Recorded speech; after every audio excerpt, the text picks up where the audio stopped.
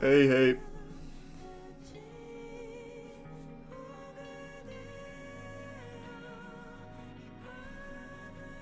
Good evening.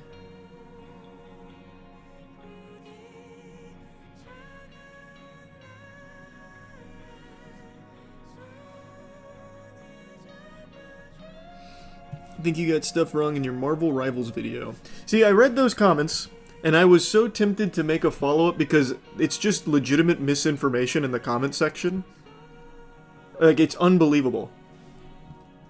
I don't know what you saw, Archive, but, like, it's all here. So I messaged each named person individually for even deeper insight, and Thaddeus is still under NDA, so he couldn't go into it. But Gary did. Like, not privately yet. Hopefully I'll get a statement from him. But it's not like they were making fucking menus, like the comment section is saying, and it's not like this team did nothing important. It's craziness. I didn't get anything wrong in the video. I reported on all of the facts, and people must have read like a Reddit comment or a Twitter post that said that they only worked on menus or something. It's crazy. So what are you referring to, Archive?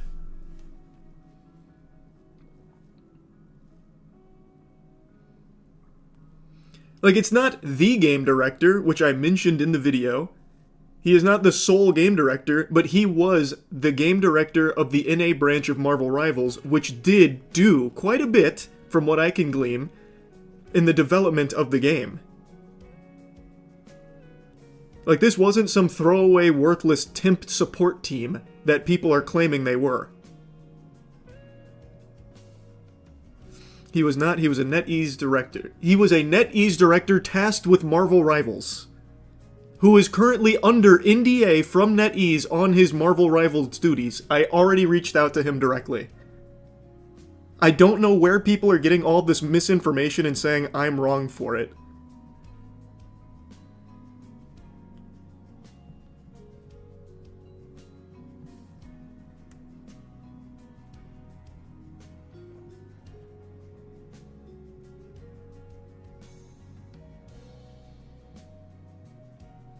Thanks for membership, Braden. But it is infuriating.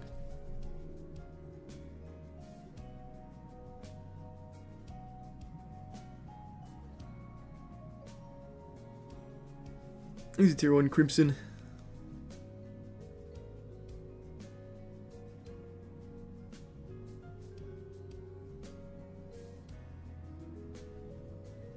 Oh, we already heated. Oh, I was fuming reading the comments where it was just blatantly wrong information being spouted, and then just not even watching the video.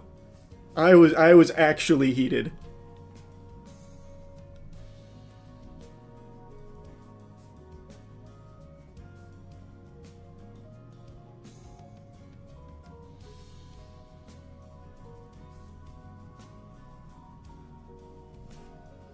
Thanks for your subsalt, the membership, Annie and Logical.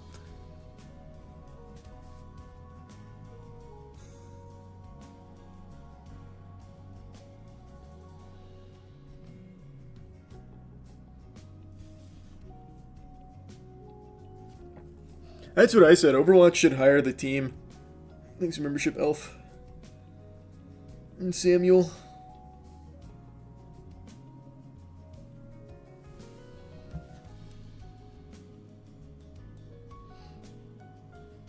Does this mean Rivals is dead? Nope. Rivals won't change. Like, this is not the main development team. This was a branch in America that did a lot of the developmental stages of it, as well as working on levels. So the game will still be exactly the same. Like, they laid the foundation, and now they got fucked for it.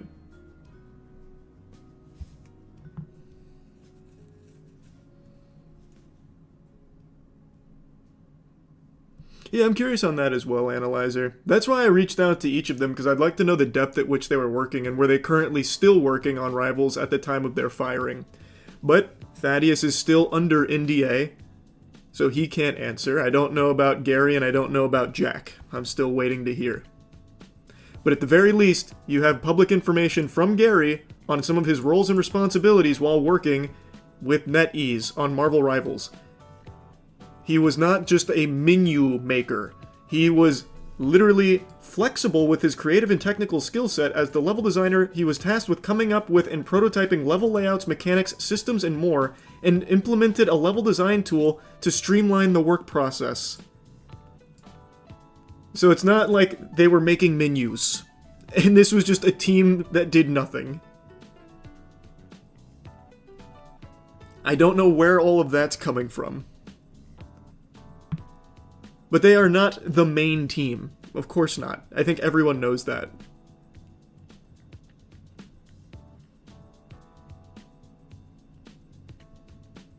Why were they laid off? Same reason video game companies always lay off employees, raise profits, or recoup losses. Thanks, Tier 1J.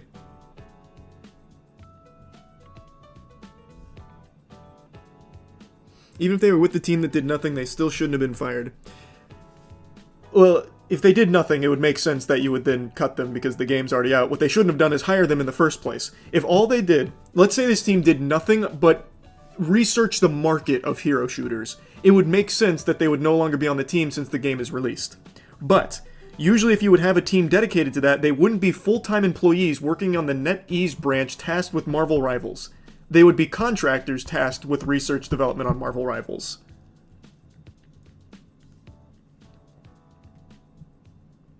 These memberships skip in Necromancer. They were there for a specific role that isn't needed anymore. Based on what? Where are you getting that from, Echo? Because everything I've seen, they were on active roles. This is literally one of their level designers. It's not like levels are no longer going to be seen in the game anymore.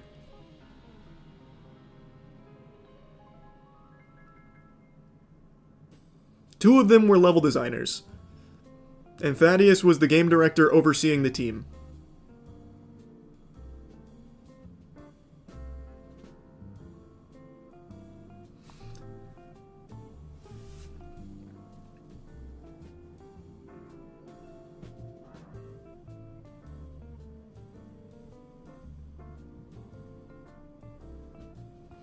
It just doesn't make sense where people are even getting these completely baseless claims on the team that was laid off. Maybe, Caden, we'll see. And yeah, we saw the whale eat the kayaker.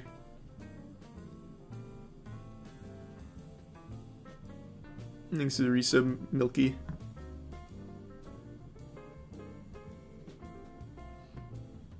I think Grums elaborated on Twitter. Ah, a great source. The guy who's constantly melting down about the most trivial shit in games that you've never even heard of. Let me see. I'm sure he knows more than the people that were actually let go.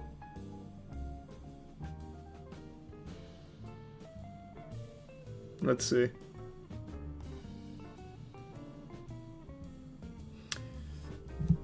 The first one I see. Did you think a studio from Seattle would make female characters attractive? That was what he retweeted, saying, the truth was right there the whole time. What a source. He must know about these layoffs in detail. And that is all he's posted about it. Oh, wait, no, here, wait. He posted one more thing. From a literal 2-follower account saying if the director was a support team in Seattle. And that's it. I don't know what you're seeing for his elaboration. And then he just referenced what people were already talking about with the 6 layoffs and that the core team is still there. Because obviously, the game is made in China. No shit, the core team is still there.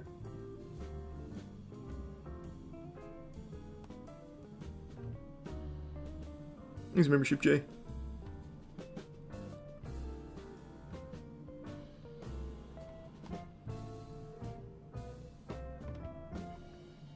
All he just keeps repeating is 6 people were laid off. Which I think is accurate. I think that's true. But they weren't menu makers. They were literally level designers and shit. At least the known ones.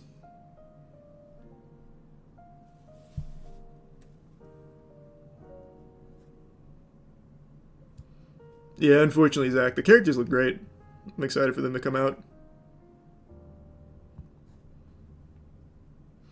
Isn't this the norm of the gaming industry? Don't you think they were fully prepared to look for a new opportunity once they knew their job would be forfeit? You new here? It is the norm in the gaming industry to get fucked, but when you have a super successful smash hit, you're usually not expecting to need a job immediately after. When you were a team, like you weren't a contractor, you were literally an entire branch of the team.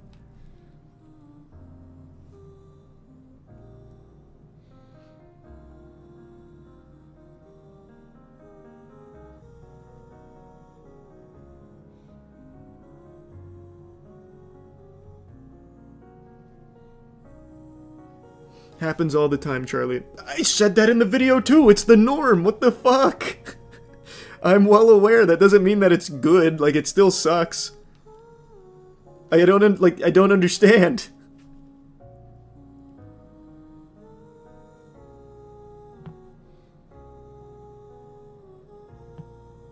It was just 6 employees. Why is everyone acting like it was a huge branch that got deleted? It being 6 employees still doesn't matter. Like, they did contribute quite a bit to the game from everything I can see here. Like, these are pretty important team members. And the game is extremely successful. So, it's just greedy. You didn't need to cut this team. You could still have them keep working on the levels. So it just sucks. The game is extremely successful. It was unnecessary. Doesn't matter the size. What company do you work for? If you got fired right now, I'm sure you'd probably still be a little upset. You're just one guy.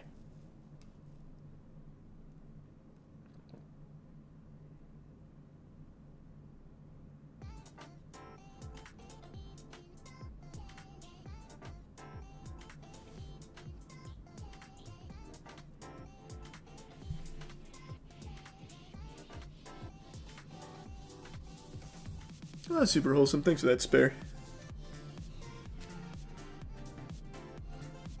What's OV? I don't know what that is, Esteban. Is that a game? Thanks, Membership Tavern.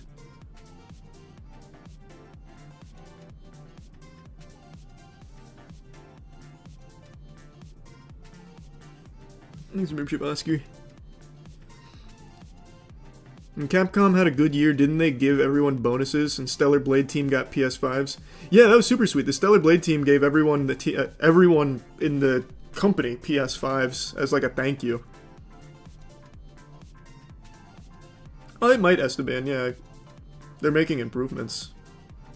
This will not change the game.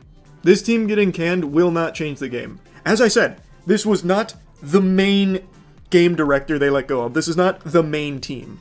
It is still a team that was utilized to develop the game and actively working on the game that has been canned at the height of an extremely explosive success. It sucks. That sucks. It's that simple.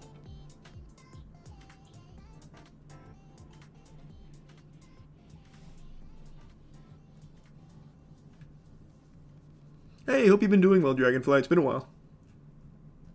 Thanks to Tier 1 Banana.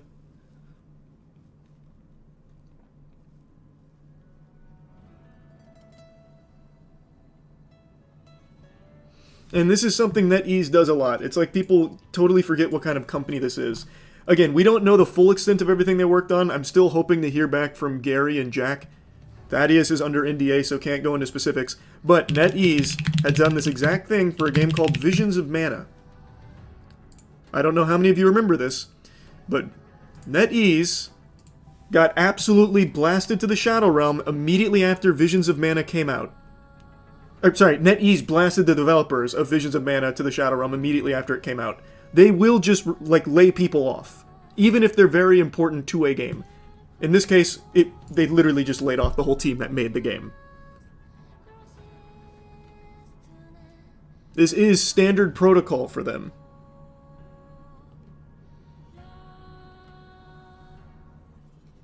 Oh, I'm sorry, I didn't see that test. Yeah, hope you're doing well, Beto. Hope everything's going well. Sorry, I was getting heated on some Visions of Mana. Tell your girlfriend I said hi. Next country on the tier list, I'm not sure yet. The Esports Illustrated states the devs got laid off to reorganize overseas NetEase investments, which I believe. Again, as I said in the video, I imagine it's to consolidate everything to China. That doesn't mean it doesn't suck. Like, it still sucks.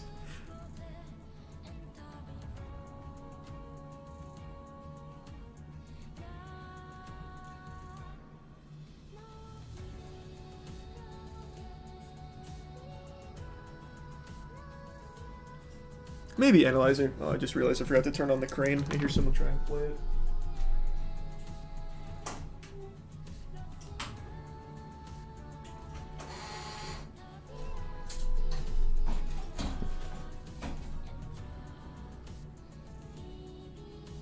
No, it was at the beginning, bird.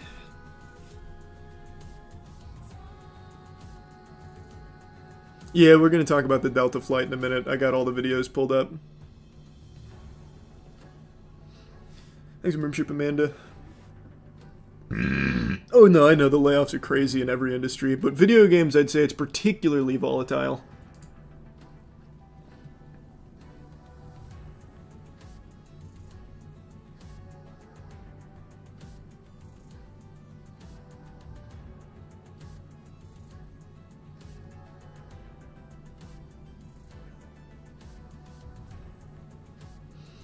What does this mean for the future of Marvel Rivals?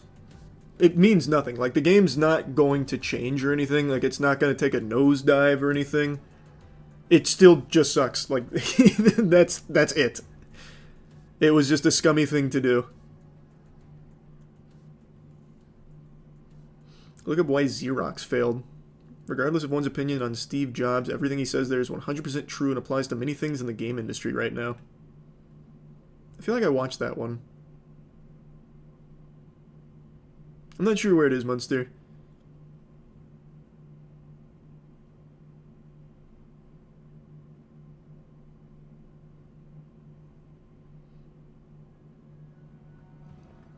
If nothing changes, I guess they were right in firing them, though. Wherever you work is going to be totally fine if they fire you. Should they just fire you if nothing's going to change? Like, it's just... the game is extremely successful. This team helped make it successful. And now they've been fired at the height of its success.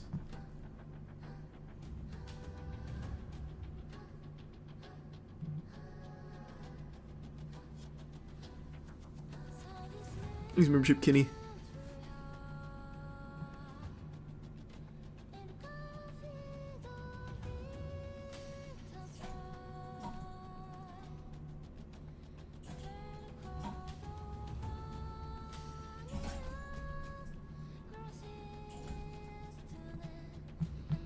I'm sure the flight will be fine, Boat. You'll be alright. And yeah, we're still working on new music. Yeah, I still like the game a lot, Logan. And yeah, we talked about, or we watched the whale eat the kayaker and spit him out.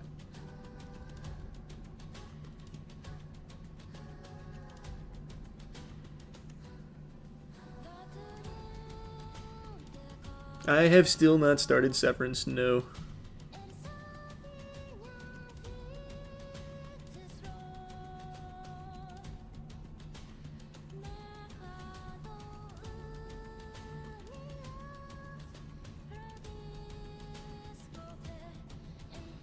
Does it technically count as a Marvel movie, Zach? I don't think it does.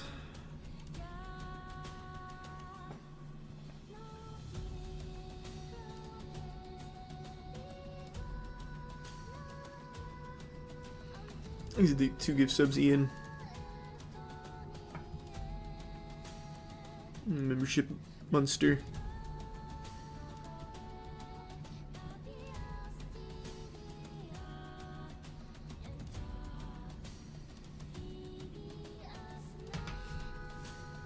Fantastic Four looks good. I'm optimistic. I'm hoping it'll be good. How's The Sopranos for you so far? I'm liking it. I'm liking The Sopranos a lot. I'm not far yet, but I am liking it.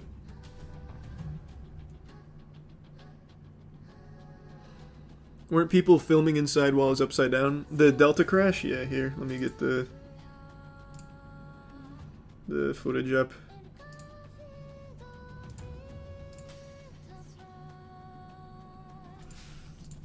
I saved it in another tab.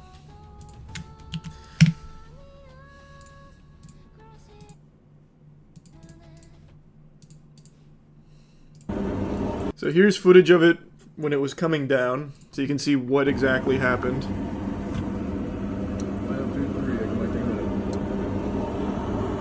Oh fuck! Oh fuck! Oh no no no no no! absolutely nightmarish. But it didn't Oh, you're seeing burst this, into a ball of plane flames instantly, so that's good. Nobody died, at least not last I heard. And then there's a lot of angles filmed inside, and like there was like a long Snapchat story someone filmed while they were in it. Everything, drop it!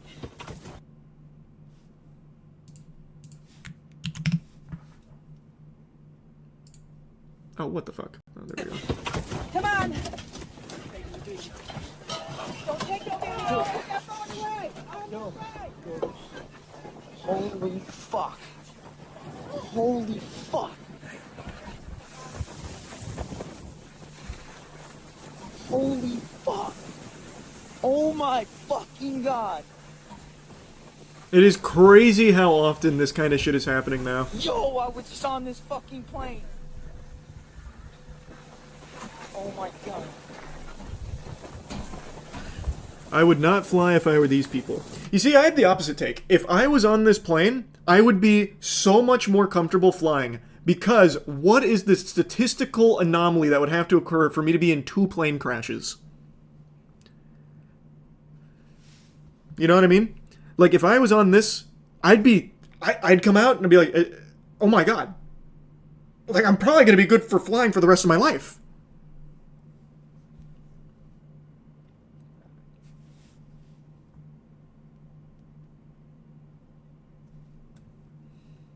People have been struck by lightning twice. Yeah, but even getting struck by lightning probably has a higher likelihood of happening instead of getting in a fucking plane crash twice.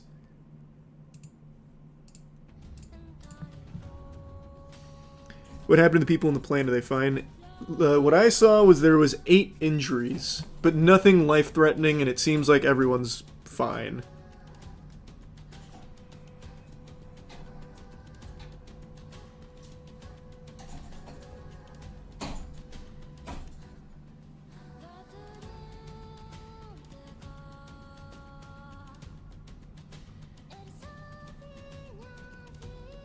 Wasn't there a Titanic survivor that died in another ship sinking? Yeah, that's ships, but I'm talking planes.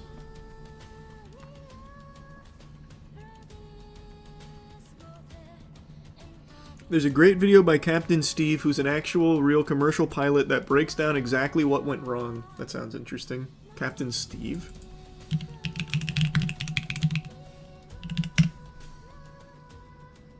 Oh, I've seen this channel before. I know this guy. I forgot his name was Captain Steve. All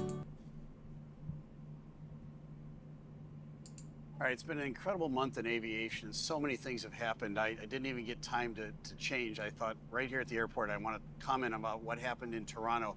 I've got some insight at what happened with the airplane. Let's start to take a look and dive into it right now. Thanks, you Shabbat Ball. Toronto Tower, Endeavour 4819, I'm sorry. That was 23. Endeavour 4819, Toronto Tower. I'm curious. I'm not gonna watch the whole thing. I'm gonna watch the rest on my own. But I do want to see like what his initial thoughts are because my dad's friend is a commercial pilot for Delta.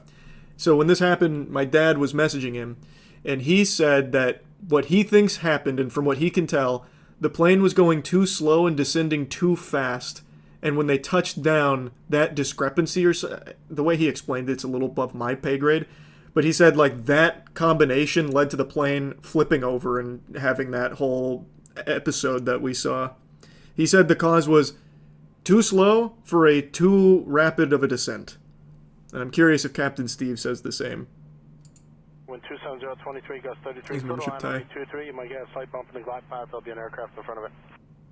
In Meat Canyon's video, they searched the yearly average for plane crashes. It's only 30, and there's been 16 already. Okay, we've got Endeavour 4819 is a CRJ 900, a very common airplane. There's a lot of them out there in service. Very, very reliable. I did not hear about that airplane. update, 76 Titus. people on board, 4 crew members, 80 folks altogether.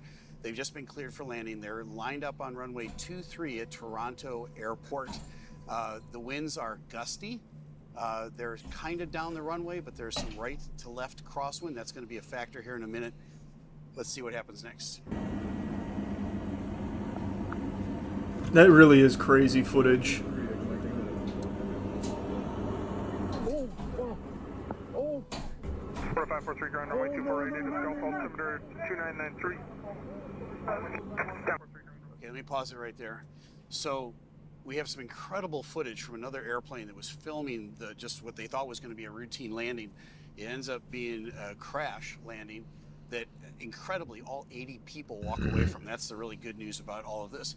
But what I observe initially is this. It's a gusty day. You can tell by the cloud formations. It's just one of those days where it's kind of, the winds are unpredictable. And I think the forecast was winds gusting up to 30 knots or more. This airplane comes in. It looks like it's on a normal glide slope as it comes in, but right at the very end, and we're going to reverse this in a minute, and we're going to play it back in slow motion. I'm going to analyze it for you. But right at the very end, the airplane dips to the right, the wing strikes the ground, and the wing departs the airplane, and the airplane rolls. Sounds like he's going to get a And you different see fire conclusion there than at my this point. dad's It's gonna pilot get put out friend. rather quickly between the snow and the crew, the fire crew getting out there in an incredibly quick time frame. But let me start it over here again, and let's go back over and let's take a look and follow this in slow motion, because I want to analyze specifically what I think caused this accident. Yeah, I've been hearing more and more Okay, about here those comes in porn slow ads, motion. The airplane is touching or down. Akko. We'll stop it right there. You see on the right side of the airplane, there's a plume of snow coming up. That's not smoke. That's snow coming up. So that's the moment where the wing tip most likely touched and struck the ground.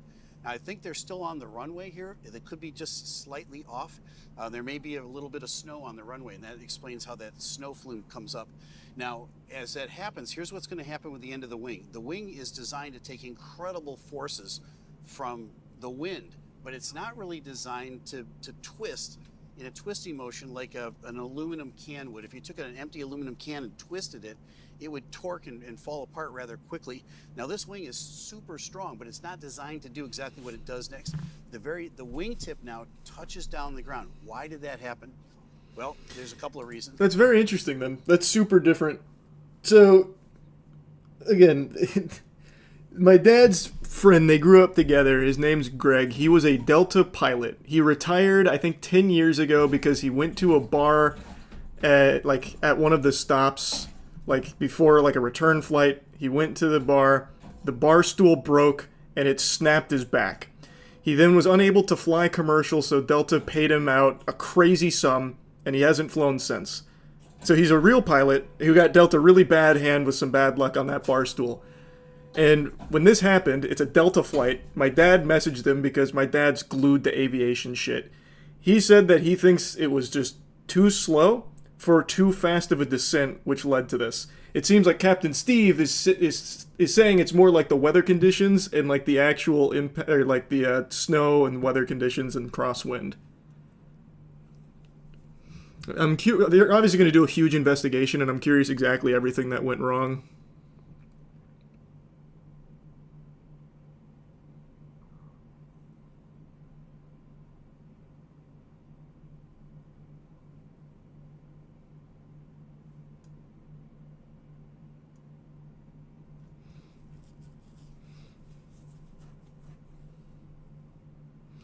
Could this ruin the pilots' careers? Well, if this was their fault, yeah, absolutely. 100%. If this was a pilot error, which, it's kind of looking like it is, to a certain extent. Yeah, probably. All the YouTube pilots are agreeing on the wind. Okay, I'll have to check out the rest.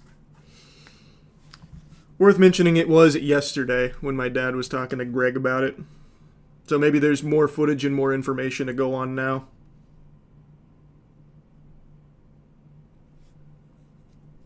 Probably manic.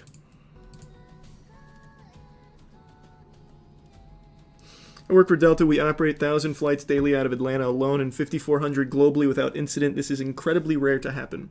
Well, aviation disasters in general were incredibly rare, but we're seeing some really big ticket aviation disasters recently. We had our first major fatal American airline crash not long ago. Only about, not even a month. Probably Blazer, I imagine lawsuits, yeah. It's impressive everyone survived here. Commendable engineering. Indeed. That is very good. Plane crashes are going down every year. You keep saying that, and I'm sure statistically you're right, but I feel like there's gotta be something to be said that we're only 2 months in and we've already had so many major airline crashes in airlines that don't usually have crashes, let alone fatal ones.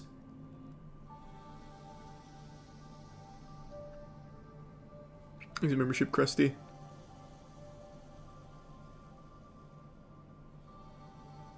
You're just hearing about it more. But that's not true either. Like, usually that's the case when it comes to things like this, but in this case you're just wrong. Because we literally have not had a major aviation disaster with fatalities like we just saw with the collision with the helicopter. Like, it's not just we're hearing about it more. Like, yeah, we're getting more information on things, so you hear more about, like, some of the smaller crashes. But we're also getting much more devastating large ones, too.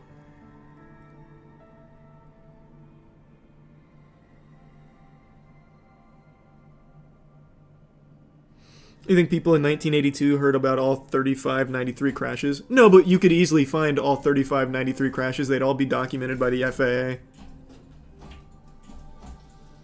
But, I mean, that's still not the point I was making. Like, I'm sure the amount of crashes is lower than in 1982. I absolutely believe that. But, again, fatal crashes on major airlines don't happen in America. At least they didn't. And now they do. We've had 3 in a month.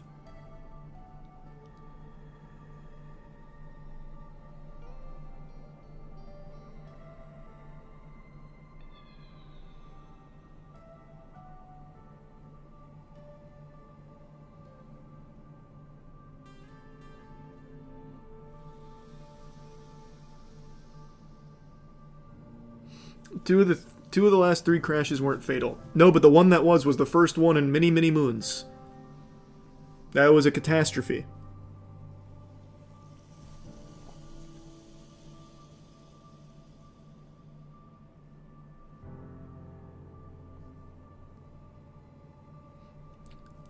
I think so, wow. I've been afraid of flying before it was cool.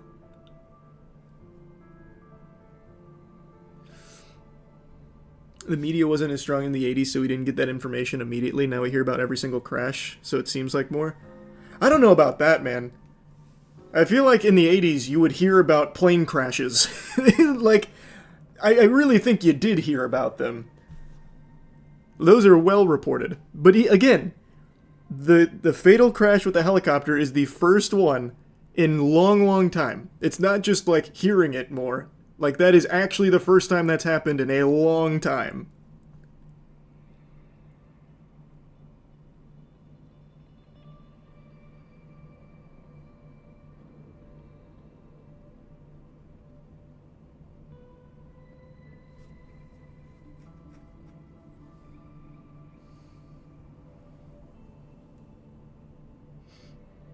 That makes sense, Elnis. It's possible. Well, I mean, we'll know. They're going to investigate to figure out exactly how it happened, no doubt.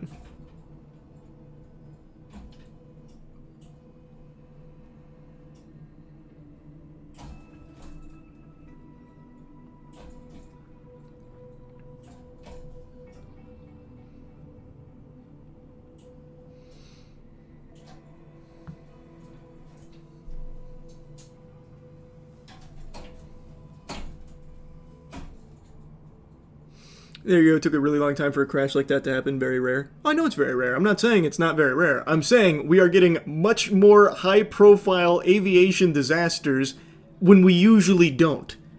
Again, there have been 3 big ones in just a month, one of them being the first with fatalities in a long time. It's concerning. Thanks for 5 gift subs, Kai. Appreciate that. I'm not sure, Manic. I don't know what the training's looking like, so I couldn't tell you.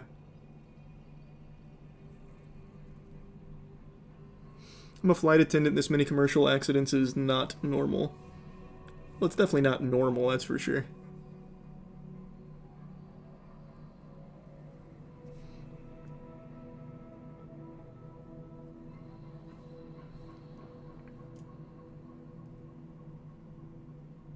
No, it's not gonna have a $2 billion budget. No shot. I'm sure it'll be fine, Rue. I'm sure you'll be fine. Again, even the fatalities were higher in the 80s. Well, I don't know why we're so hung up on the 80s. I'm not directly comparing it to the 80s. I'm just saying how concerning it is, because throughout my life, since 1994, I have not seen this many plane crashes so close together. Like, up until then, I could pretty much remember all of the big plane crashes, like Sullivan, where he was a hero, that kind of thing. Now, there's so many, they're starting to blur together, and I'm forgetting some.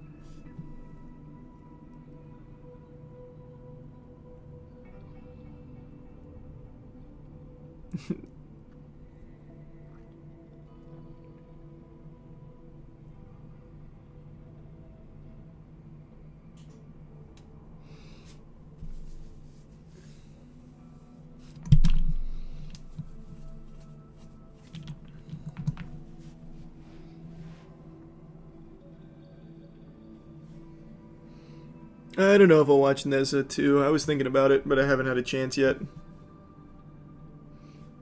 Thanks, membership, Bruno.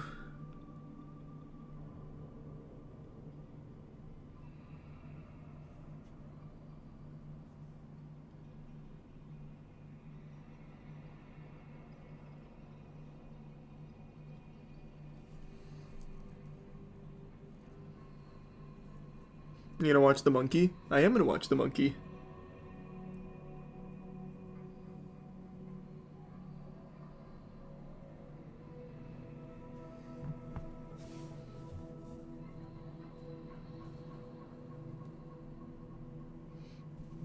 Is that real 10? I don't know about that. Maybe. That sounds cool. The Tom Grossi charity stream. Looking to raise $1 million. That's awesome. Hopefully it accomplishes it.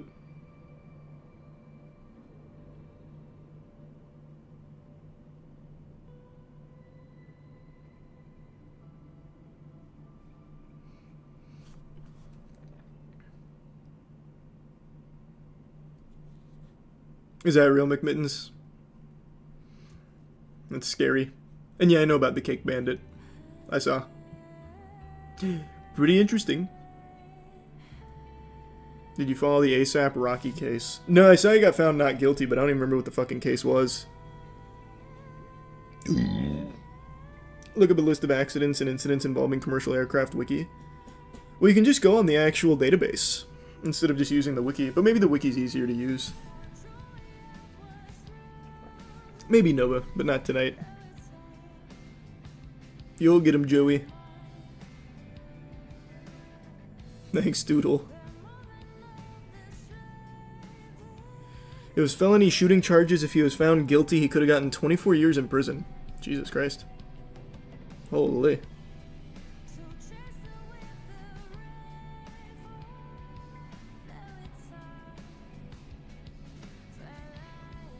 I haven't decided if I'm going to play Avowed or not. I did not hear about that, Kane. God damn, that's awful. And no, I haven't had any issues in PoE 2. But I do have a pretty powerful computer. I know a lot of people have issues running PoE 2. And I'm not sure Mission. I haven't been to many concerts.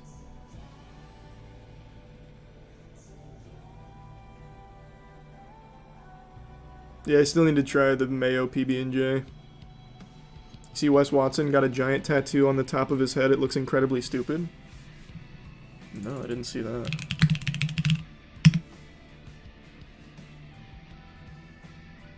I always forget that his channel doesn't come up unless you type it in correctly. It's like Wes Watson locked up.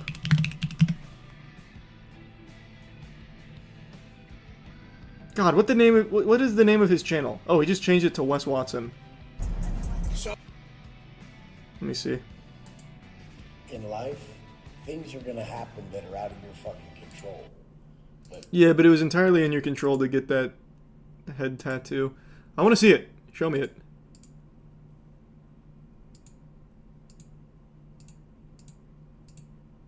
God, it's so swollen. It just looks like he's being taken over by a symbiote.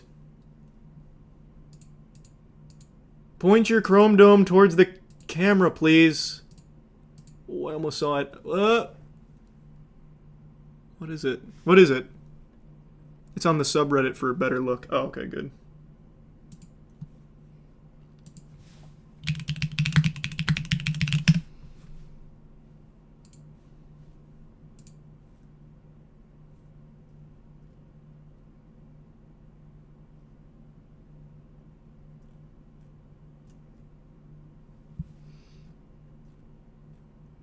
Where at? Which post? Oh, here it is, here it is.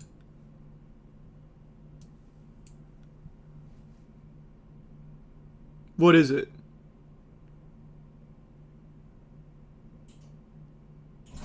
I don't know what this is. Is it like supposed to be like a helipad for people that are 5'9" and taller to look down on him? Like, I don't... What's the design? Is it SD? Is that what it is? Oh, yeah, I guess it could be SD. Which is why the post title is Suck Dick Wes Watson. I see. Okay. That checks out, I guess.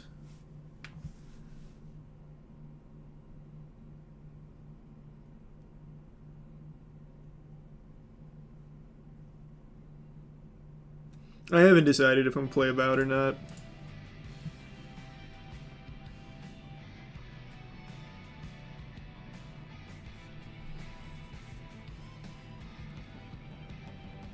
These motherfuckers could never take a head tattoo talking shit.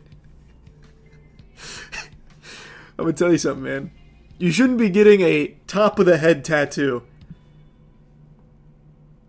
That's the stupidest one to get. Because hopefully, you wouldn't have dudes looking down on you to see it.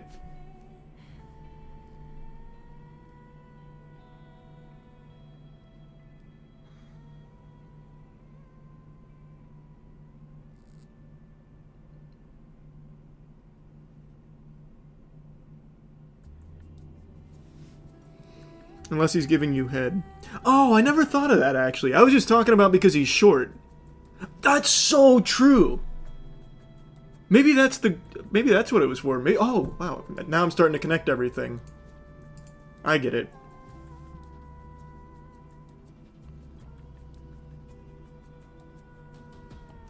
I thought you were saying that. No, no, no. I just meant because he's like actually super short, but pretends to be 6 foot. What's really good, I watched John Bravo's video on it. I didn't actually watch the stream. He did a stream with Jack Doherty, which that's already really sad. But in the stream, Jack Doherty is just actually clowning on him, and Wes Watson never picked up on it. So Jack Doherty's my height. Wes Watson is only slightly taller than Jack Doherty. Wes Watson's not even 5'8".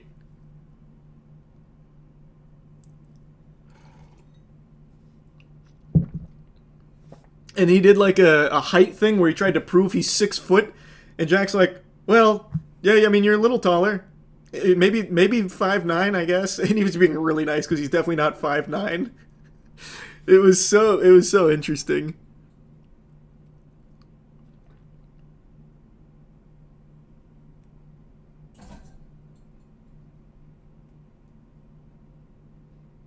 What's the last place you would get a tattoo? Probably ass. Ass tattoo I would hate.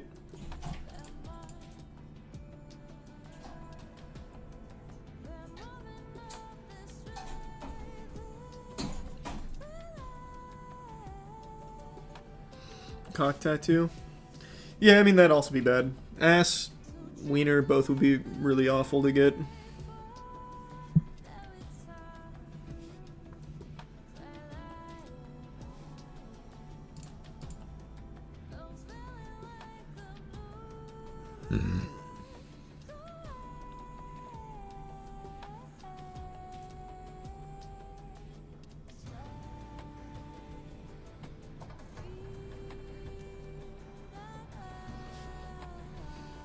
You'd go cock before ass? That's wild. I mean, I don't know. I guess I immediately went to ass for tattoo being the worst, but penis would probably be worse. It's not like I put a ton of thought into the answer. I don't know. Just the first one I thought of that would be fucking terrible, getting some kind of butthole tattoo. Especially because the healing process on that would be terrible. Anytime you take a shit, you give yourself an infection.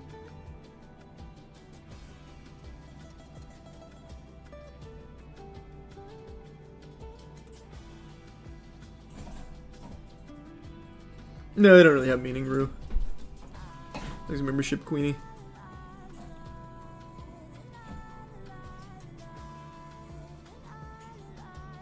You see, Epic Games won a lawsuit against a pro Fortnite player for cheating, and his punishment was to upload his own apology video. Channel is Repulse God. I saw a headline about that. I never bothered to look it up, though.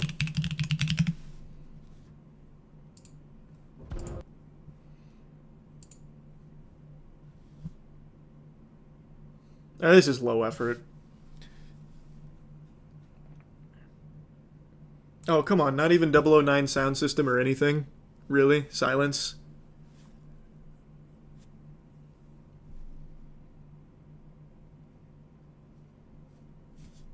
Pathetic. They should sue him and have him do it again. Yeah, we were just talking about that, Kings. Thanks for resub plays.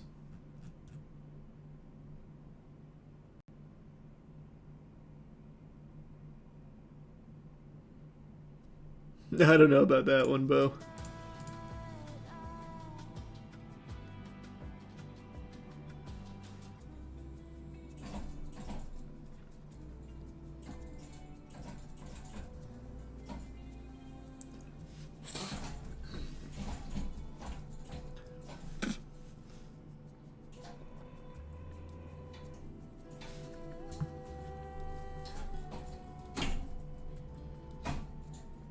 Oh yeah, there's pump and dump cryptos popping up every single day now.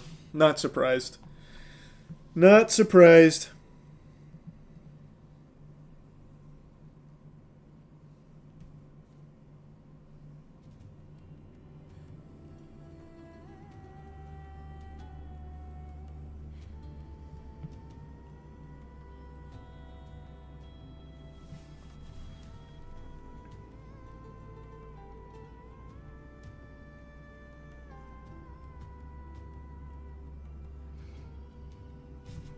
Cobra Kai getting real goofy. Some kid got stabbed during a tournament and there are multiple other deaths. I've never watched Cobra Kai aside from a couple episodes here and there. It's always been goofy. The whole concept of after-school karate class, like being so serious, was inherently silly to me. It was cool when I was a kid, but watching it as an adult, I just did not get into it. I saw the episode, I think it was one of the finales. They had like a party at a house, which was like actually doubling as I guess a way to get somebody. So he shows up and he like rolls up like the fucking greasers, and then it just leads to this giant fight, like karate fight, and some guy with like a mohawk like betrays them temporarily, but then unbetrays them. At least I think it was the mohawk guy. I don't know, it was very silly. That was not for me.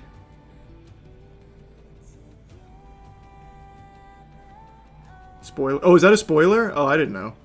I didn't know if that was like an important character or not. Again, I don't watch it.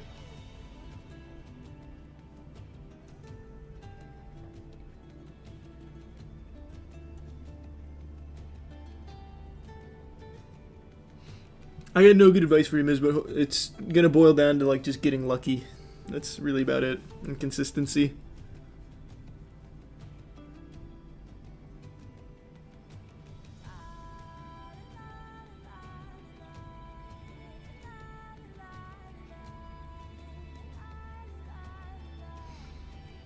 Do people watch it for a laugh or like a serious thing? Because maybe I'm just missing the point of Cobra Kai.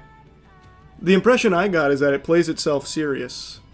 Because I also saw one where a guy like breaks his back and it's like a super important thing. Like it's very serious. And they play it in like slow-mo 4 times.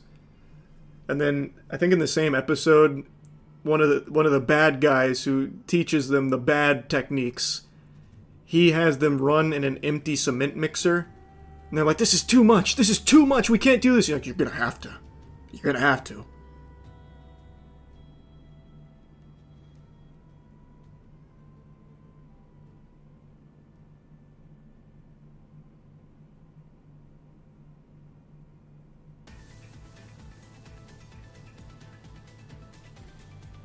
They literally held a Viking funeral for one of the kids. I might actually have to watch this. That sounds amazing. What? That's so good.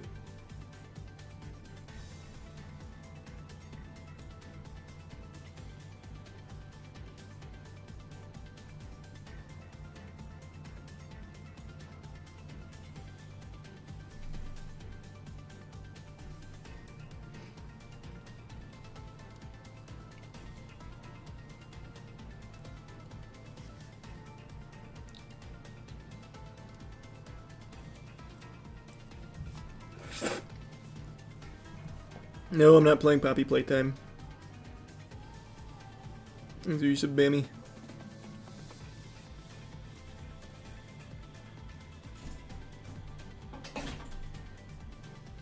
Oh yeah, it's Gulf of America now, Thomas. Get with the times. It's been a minute.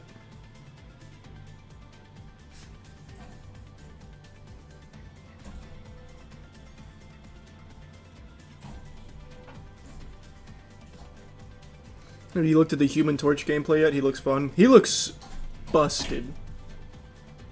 That Storm team-up's gonna be crazy, but Storm's permabanned and Diamond and above, so it won't matter. But he looks so good because of the area damage he can do. Let's hear some Sloth. He looks cool.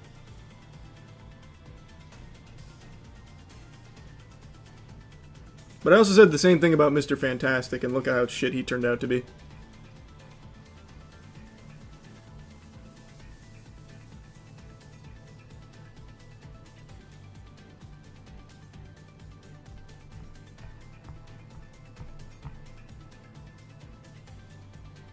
This is the membership, the Prime Goob. You gonna try the PoE 1 League? Nope, I'm PoE 2 only, baby. I sold my boots finally for 45 div. I had to drop the price. Here's membership jorks. No, I haven't seen that jork. That sounds interesting.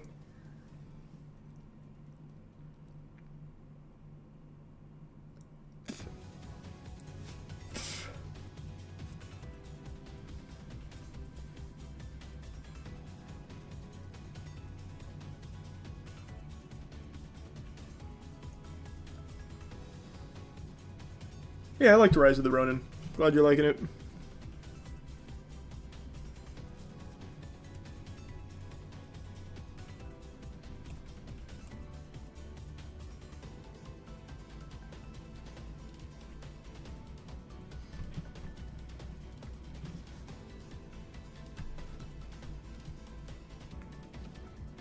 You see 2 men died in Washington State looking for Sasquatch? Yeah, we talked about that when it happened. It's sad. It's sad. You see Rocksteady making a Batman Beyond game for PS5. Isn't that just a rumor? That's not confirmed. I don't think that one's, like, real. Well, I mean, it might be real, but I don't think it's, like, a hard confirmation on it.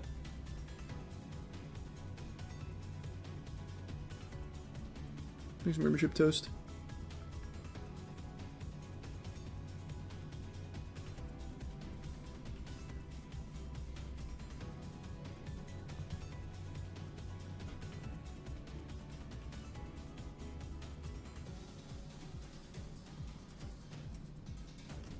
How does a claw machine work? It's just through the Discord.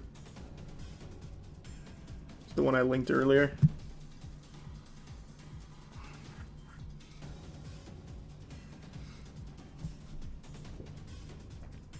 You seen White Lotus Season 3 yet?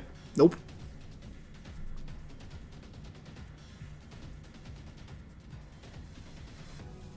I have not.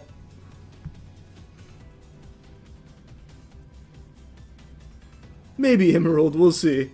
Depends on how the esports develop.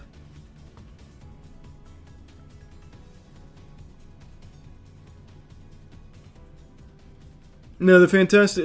Human Torch and The Thing are not in yet. Just some streamers got early access. Well, I think it's more than just streamers. It's just the test server. They come out in like 3 days. I think it's the 21st. That's what we should say. Loving solo leveling. Absolutely loving solo leveling. And I don't know if I'm going to play Avowed. Probably not. I think I'm just going to wait for Yakuza. Comes out this week. Thanks for your sub meme.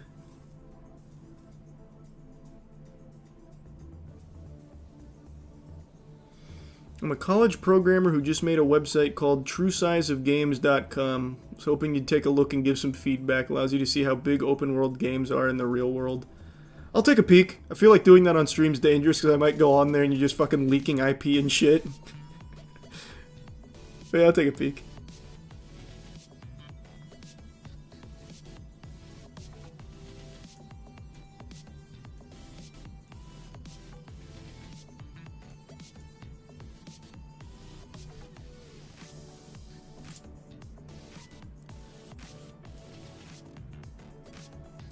My family made local news recently due to a very weird circumstance. While at work, my fiance was robbed twice in the same week, time, by the same guy. Well, don't hold out on the goods, let me see it. I want to see that story. Why did he keep getting robbed? Who was it? Fucking Bubble Bass kept coming in there?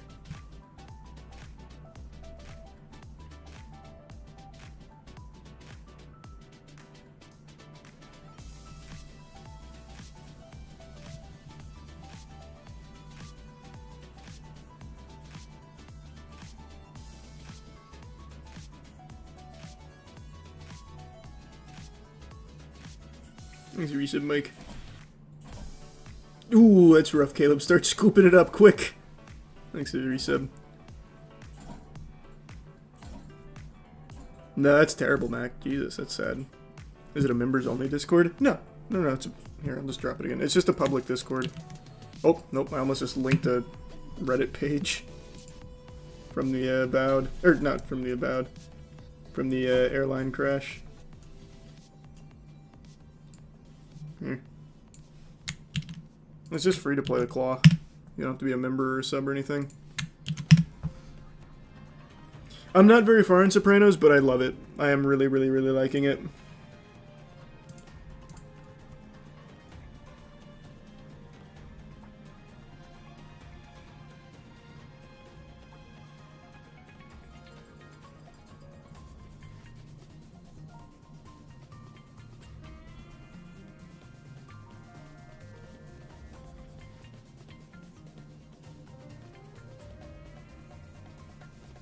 When was the last time someone won?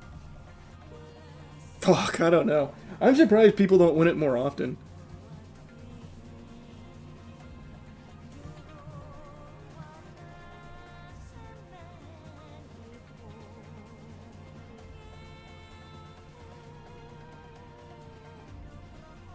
You playing Rivals on Friday? I'm gonna try the 2 new heroes and then probably swap to Yakuza because Yakuza comes out on Friday.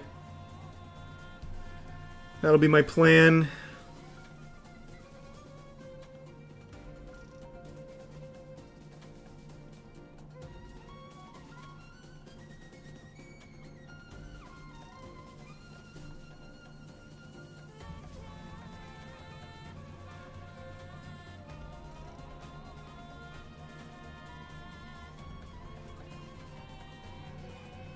Your DJ Khaled reportedly going to have his own radio station in GTA 6 that only plays his music and nothing else. He earned it. That's cool.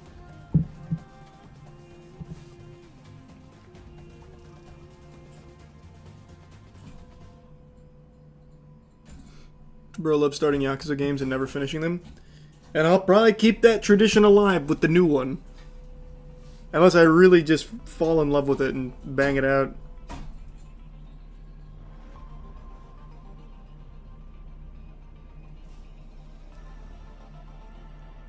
No, when they updated the game, it fixed it for me, Spartans. I don't know how to fix it for you. That's awful. Sorry to hear about Dolly Ape. That's awful.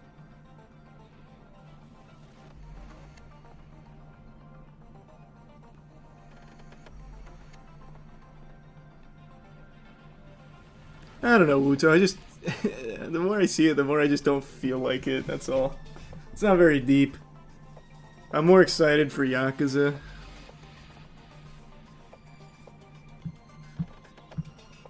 And I haven't seen that, Haley.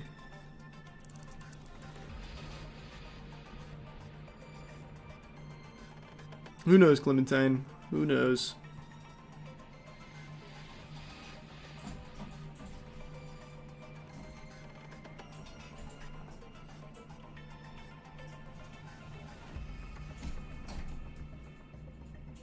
You have to watch Baki. Jesus.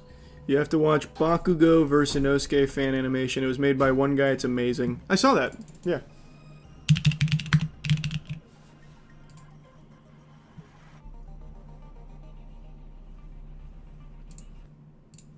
I highly recommend you go watch the full thing, but yeah, it's extremely good.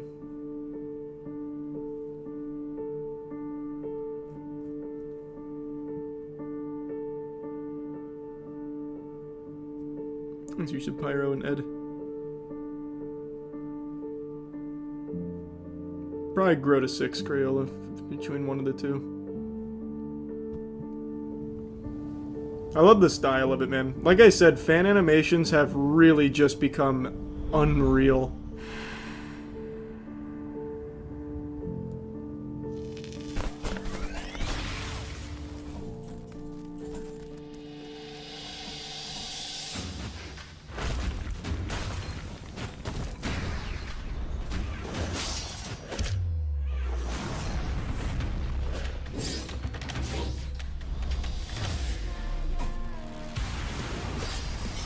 It is smooth, man. It is silky smooth.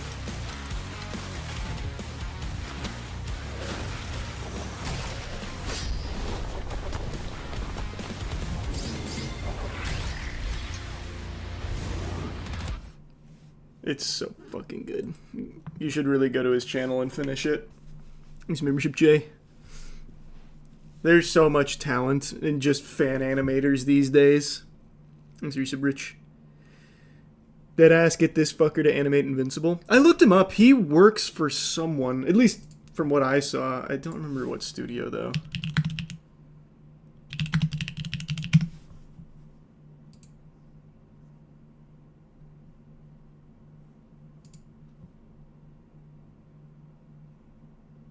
Flying Bark.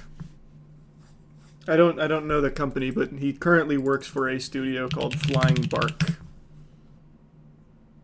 Because if he was like a total like freelancer, like just like I'd be swiping him. I'd be taking him to work on like a Plague Seeker or something.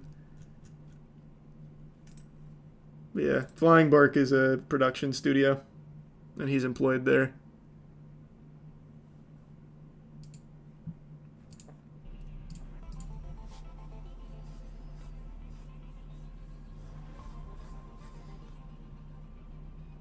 You see, Bethesda released info about Elder Scrolls. It was about a silent auction so you can make an NPC that will be in the game. Cool. Still no update on the Godslap anime studio yet? Nothing I can publicly share.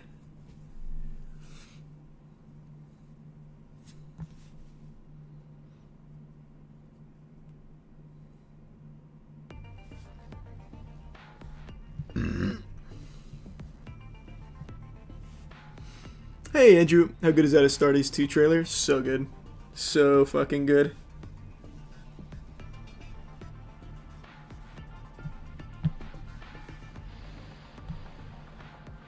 Flying Bark is the studio that animated Rise of the TMNT movie, the anime-inspired one. Oh, people really loved that one. I never watched it, though. You see, medically assisted goonicide is legal. Fuck is that? Jesus.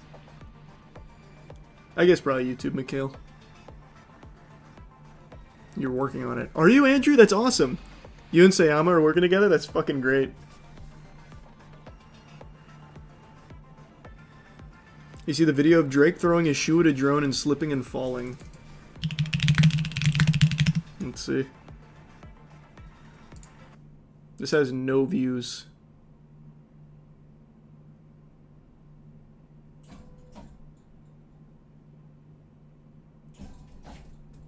Is this like a skit or something?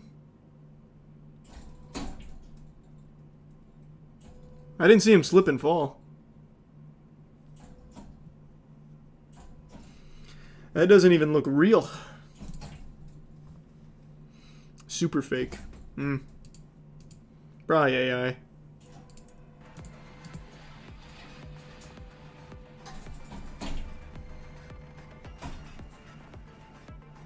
It's an ad for steak. Ah. Cool.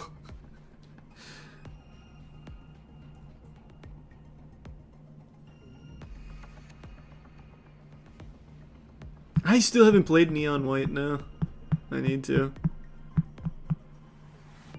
Silksong got taken down from the Nintendo website, doesn't look good. Must be a glitch. Surely.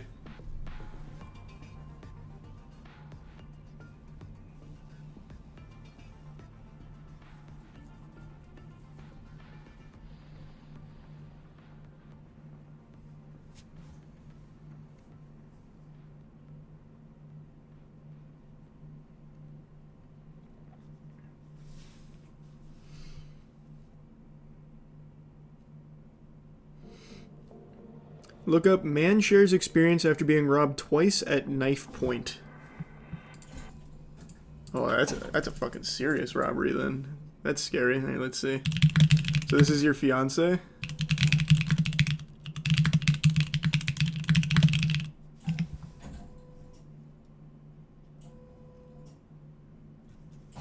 Do I really have to put in point?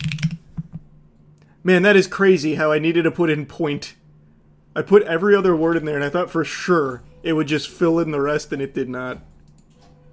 Police say a Lincoln man suspected of multiple convenience store robberies in Bangor in the past week is in custody. We spoke to Hey, they got him. who was Well, that's held good. up at knife point twice.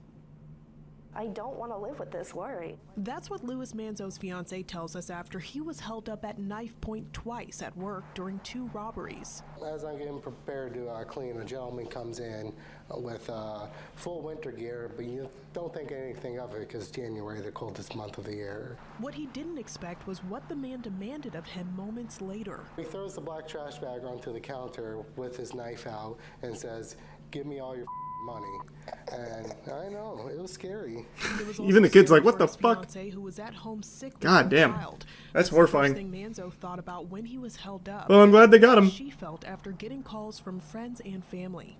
Losing my mind, like I'm sick. I just put my infant down for bed. My fiance's now, being talked to by the police. Something happened. I don't know what's going on. She finally heard from Manzo, who assured her he was okay. Already terrified for their well-being, the same situation happened again. Give him a call and he goes, "I'm safe, I'm okay." I'm like, "It really happened again? It really happened a second time?" He goes, "Yep, you can't make this up." And I'm like, oh my God, like I can't sit at home all the time and worry. Is my fiance gonna come home or like... Somewhat relieved after a suspect has been arrested, the family still worries. However, they remain thankful to be together. And luckily they got the guy. So now he won't be coming back. Well, I guess where was this? I guess it depends on where it is, but most likely won't be coming back. He won't be another repeat visitor.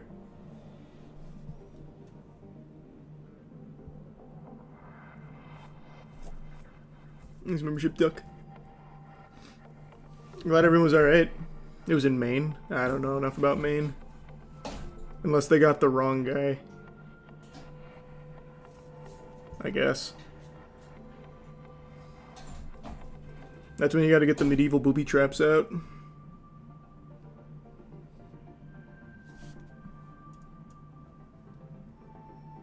Hey, I hope you have a good time at work, Perry. Hope it's a good day.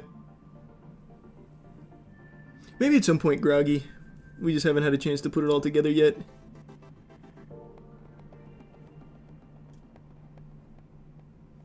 Glad you liked it, Leech. And I'm not sure, Loop. I'd have to think about it. Thanks, membership, Captain.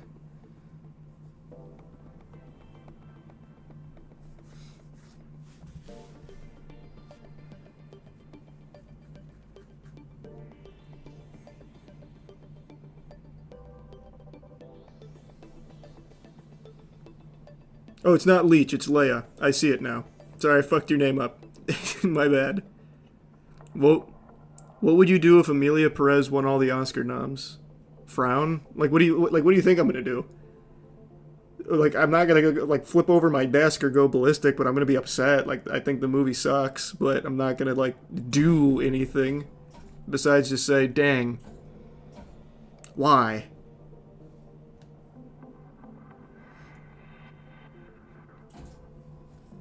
Hey, glad you're liking Dark Souls. Thanks so much for that, VR. Thanks, Risa Mopey. I was expecting you to go ballistic. I don't, like... The Oscars, I don't have a ton of respect for. Like, I obviously like pay attention to it, but I don't even watch it. I just look at who won. I don't care that much. It's just that movie doesn't deserve any nominations, let alone winning any. But if it does sweep, I'm not gonna charge the fucking stage and say, keep Amelia Perez's name out your fucking mouth or something. Like, I'm not gonna go crazy. Like, I'm just gonna be disappointed.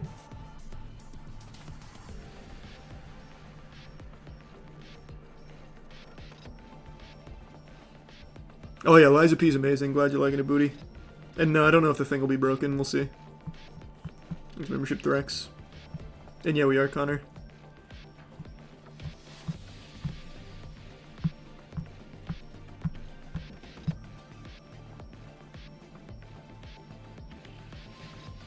My dad is Captain Steve. Told him you watched the video. Is your dad really Captain Steve, or are you just coming in here and telling lies? If so, that is really cool. Tell him his videos slap. I love that shit. I hadn't seen one in a while, but it's always nice to check in. Especially in such crazy times.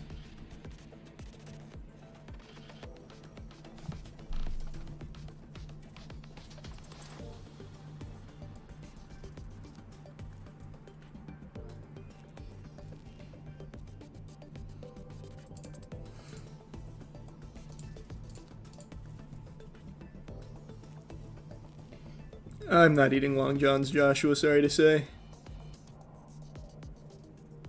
Do you think the asteroid gonna hit in 2032?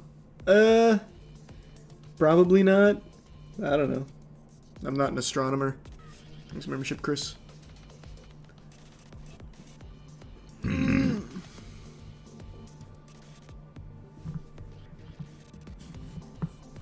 on, quick text.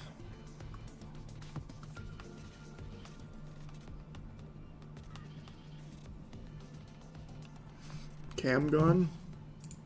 Oh, jeez! How about now? Give it a second. Give it a second. Hey.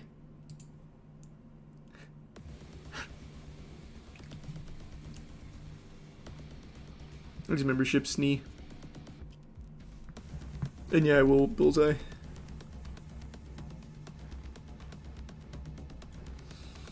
My GF got all the soap options other than non-scented so far, 10 out of 10. Hey, fuck yeah. Glad you're liking this, the cheeky. Glad you're enjoying the soap.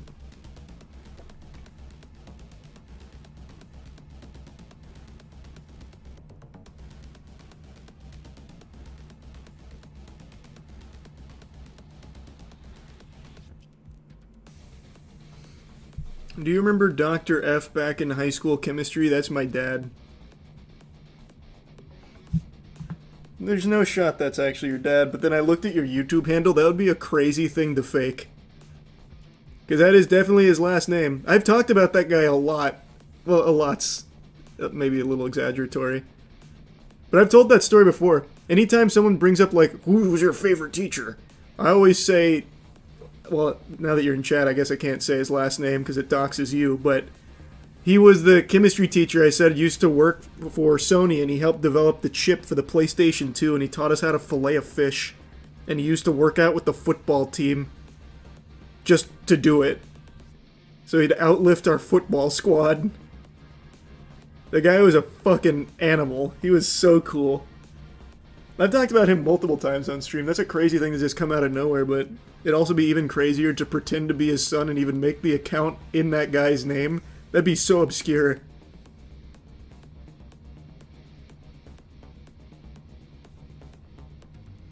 What is your favorite figure among all that you have behind you? Probably Doomslayer. I love the Doomslayer one. There's membership Cole. And I like them both, Rice.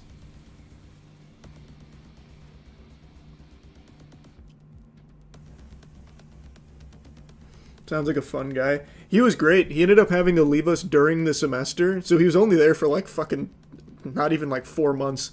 He had to leave us because NASA recruited him for a project. The guy was such a badass.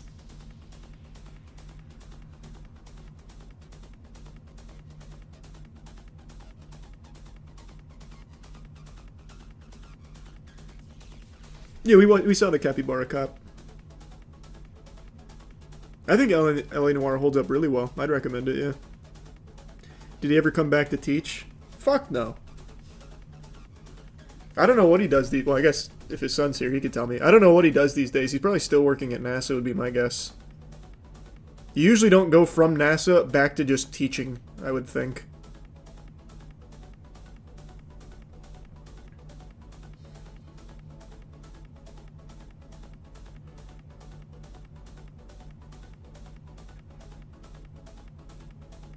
He's on Mars right now. Thanks for membership, Thab. That's the guy that made the microchip for Sony or whatever? Yeah, that's the guy that I've mentioned a couple times. He didn't, like, solely make it, but he was part of the team that developed it, yeah. I've talked about it before, GTA. At least I think I have. I'm pretty sure I've mentioned that doink before. Bridges and breakdowns, huh? I can take a peek. Thanks for that star. No, I still haven't watched Wild Robot. Didn't you also have a teacher who turned out to be a predator? Oh yeah, surely his son's not here, right? I've talked about this guy before. He's still in jail. It was my music professor. He's even got his own page on justice.gov.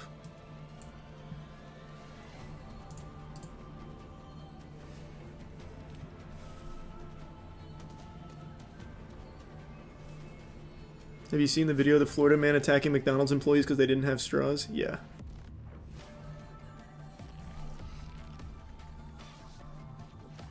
Surprised it wasn't the gym teacher. Brother, I was in college.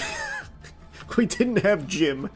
He was my music course professor because I needed an extra elective credit, so I took music. I forgot what it was called. I think it was called Intro to Music or Music 101, some shit like that. And he had us watching opera and learning about Johannes Brahms. We watched Amadeus, which is that Mozart movie. Actually, the movie was pretty good. He was definitely an interesting character. He used to tell us if you want to get laid, you take your date to the Los Angeles Philharmonic. He was really adamant that if you want to get laid, you take your date to the Los Angeles Philharmonic.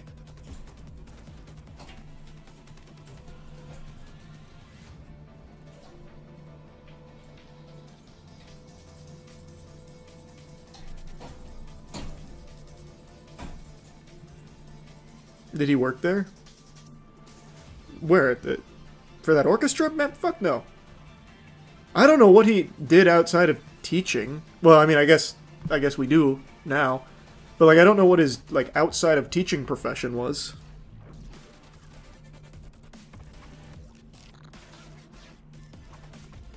You see the trailers for Cheetah Cheetah. FPS that everyone has aimbot and wall hack. Oh, Cheaters Cheetah. An FPS where everyone has aimbots and wall hacks. I'll look it up. That sounds cool.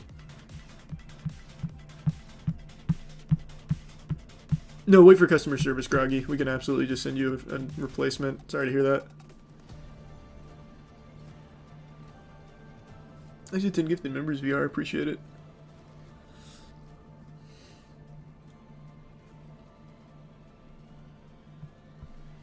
Holy shit, is that right, Sam? That's crazy. Wait. Is that on his channel? I'll watch that. Isn't the Philharmonic in Miami?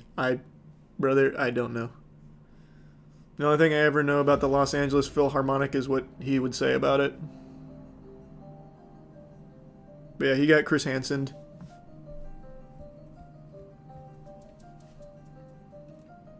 Yikes, GTA, that's not good. No, the thumbnail's not AI.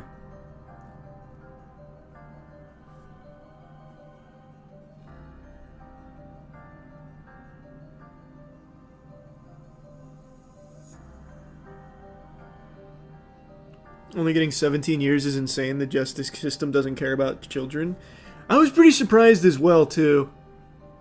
I figured this would be like a 25 type thing, but they gave him 17. So he's still there now, but he won't be in there for too much longer. Oh, actually, wait. Because I got him in 2017. Man, he's going to be almost free by the time the meteor hits Earth.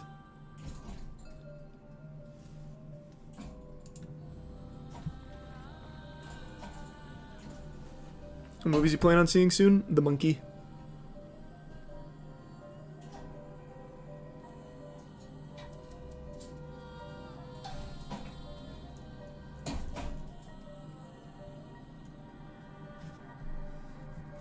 Yep, someone just mentioned Tom Grossi for the charity stream, where he's streaming until he hits 1 million no matter what, which I think is amazing. I'm an ex-Bungie character artist. Would you ever want to make a game or some project sick of AAA? Man, we got some, like, really interesting people coming in tonight. Really? We got my old fucking chemistry professor's son in here. We had Captain Steve's boy in here, too. Now allegedly a Bungie character artist?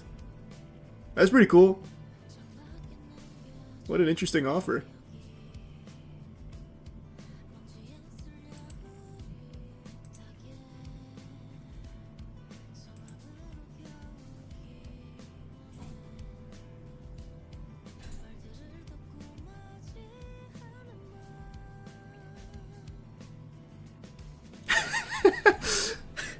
Yeah, just everyone pretending to be shit. Bro, you're getting scammed. How? All I'm doing is reading comments. What am I getting scammed out of? A couple of sentences?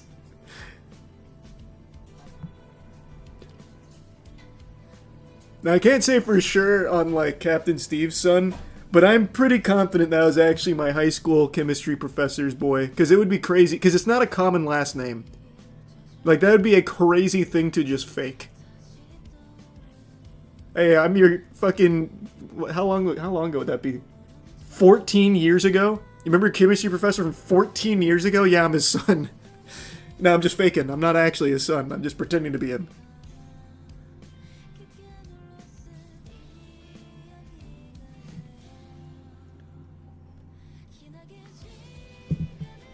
Did you like learning chemistry? Not really, but he actually did make it pretty fun. I still, to this day, because of him, know electron orbitals. For no reason. I still know my electron orbitals. You got your 1s2, then your 2s2, 2p6. Or no, it doesn't go to 6 right away, does it? Well, maybe I don't remember it as well as I thought I did for the electron orbitals. I'm pretty sure it does go. I think it's 1s2, 2p2. No, I think I skipped one. No, it does. No, I got it right. That's 100% how it goes. Because it doesn't go to D until 10. So no, I got it right. I got it right.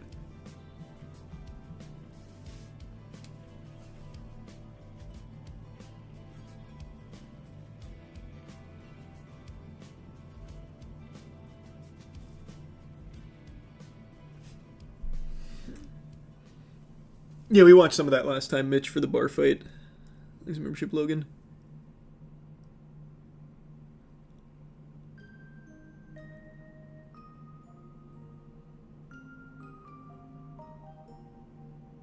You hear the? Did you see the huge Ozzy concert coming up in July?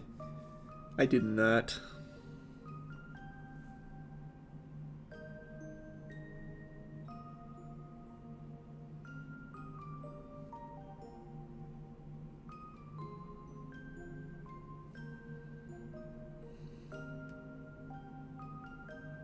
Thanks for resub, Cyber.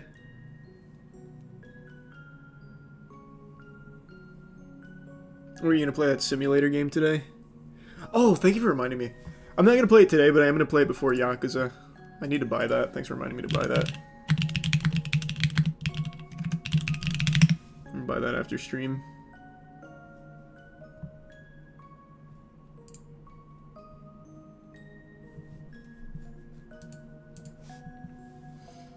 It's not out yet. Oh, what the fuck? Wait, you're right. It's not out yet. I thought it was released. Oh, shit. Oh, that's unlucky. Do they have a demo? Something came out. I thought they had something.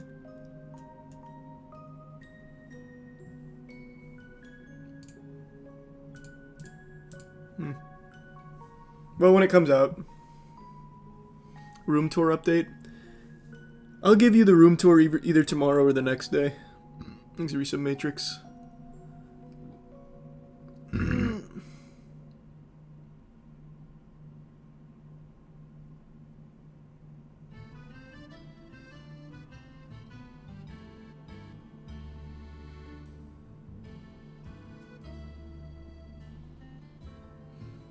How do you like the new Invincible season so far? Yeah, I'll give you my mid-season review so far. I've talked about it a little bit. I absolutely love the season. There is a noticeable decline in animation quality. It's still very serviceable, and I think it's still very fine, and I think for people that don't watch a lot of animation, they're not going to give a fuck. But since I watch so many animated shows, it really does stick out to me, especially when you compare it to, like, Season 1, that it is a little disappointing on that front, but everything else I think is great. I'm also so shocked that there are so many people that think Cecil is a bad character. I think Cecil is great.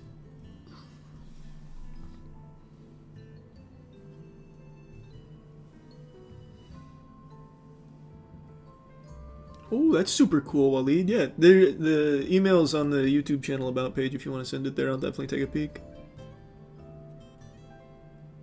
Nice, Woody. Doing alright, Nelson. Hope you're doing well.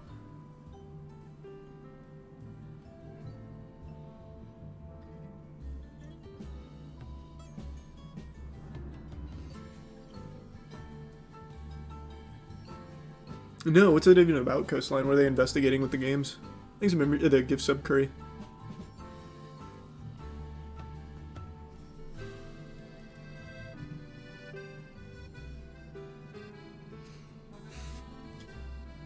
Thanks for resub, Takara. Hey, well, tell Steve I said thanks. That's very sweet. Thanks for Prime Maki. Where'd you get your Doomslayer statue? eBay. I get everything on eBay. One thing that irritated me was why wouldn't Cecil just tell Mark his backstory? I think it makes a ton of sense why he wouldn't, because Mark right now is just rampaging, and he's not even listening to anything Cecil's saying, at least not really. Like, I don't even know when he would have had the chance to tell him the backstory. I've said this last time. I fully think Cecil is more in the right than Mark.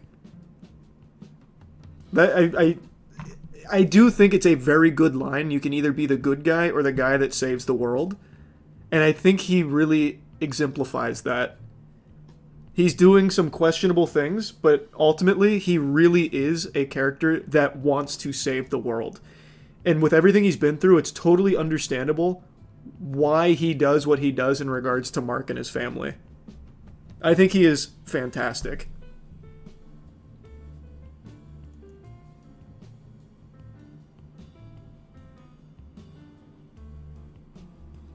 Toss me an email, Cheryl. Could definitely be interesting. That's super cool. Sorry to hear you got laid off, though, if that's what happened.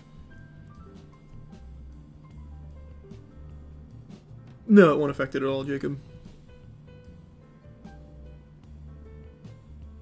But without the context of why Cecil is doing what he's doing, it's no wonder Mark would crash out. No, wait, what? Why? You don't need Cecil to trauma dump on you everything he's been through. What Mark should understand is that well, this is Season 1. Do we care about Season 1 spoilers? Surely not, right?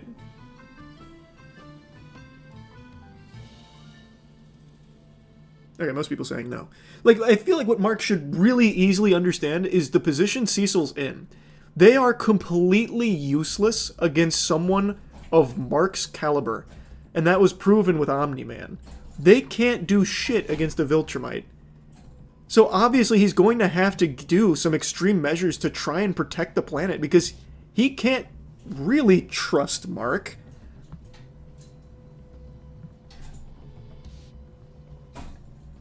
So I think it makes total sense. But Mark has shown time and time again he's on Earth's side. So did Omni-Man, though. Omni-Man had the trust of the Guardians and everyone. Cecil, this is Season 3 spoiler, so I won't get into it, but I understand Cecil maybe not. But he still did earn the trust of everyone on the planet, basically. And it can just change like that.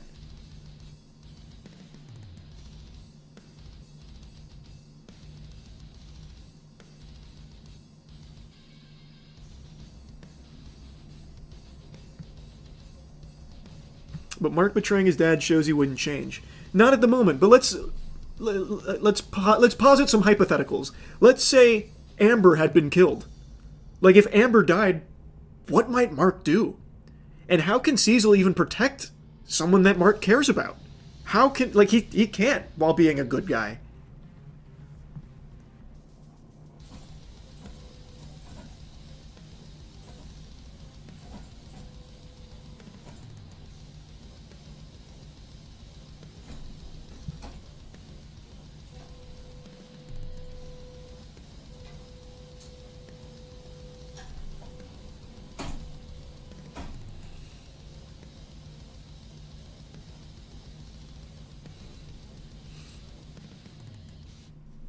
Have you read the comics? No, I haven't read the comics. I have not. Most people siding with Mark, though. It's a very easy thing to do to side with Mark, because Mark represents, like, altruism. Mark is killing is bad, and we should never use tactics that are evil. You know, this person did terrible things, unforgivable things. They need to be punished, and we cannot, like, we need to just put them in a cell and never think about them again. Even if that person can be utilized to... I'm trying so hard not to get into spoilers. Even if that person can be utilized to save the world. Like, that is just thrown off because instead of getting into the gray, it's just black and white. And I think the gray is what's very interesting. Always is. The most compelling storytelling elements exist in the gray.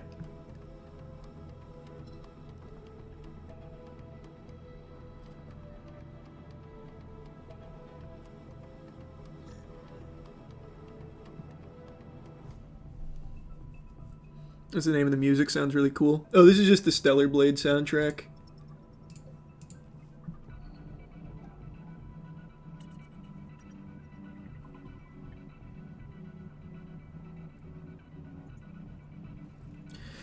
It's also pretty hypocritical since his dad is literally Earth's villain. See, and that was a really good point from Cecil that I feel like a lot of people don't give credit to. When he calls him a hypocrite, he's 100% right.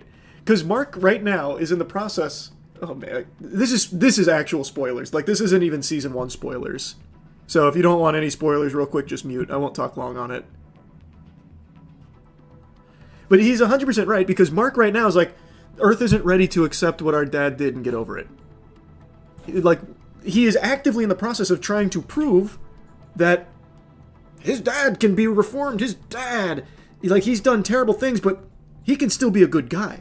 But when Cecil is doing it for people that have hurt Mark directly, well, no, we don't do that. That's unforgivable. They cannot, absolutely cannot be forgiven. Oh, did the cam just cut off again? I think the camera's overheating.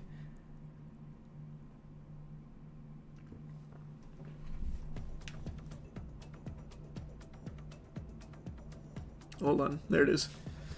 But I think it's a really, really strong point from Cecil. It is extraordinarily hypocritical that Mark is able to make the exception for his dad, but not any of the bad guys Mark has encountered outside of his father.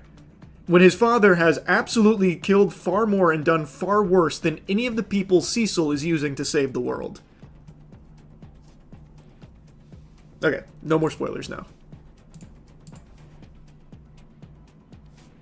Favorite album, OST? Nier.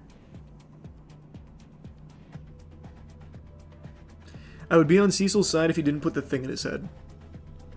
Okay, I just said we weren't going to do more spoilers, but maybe people are still muted for that.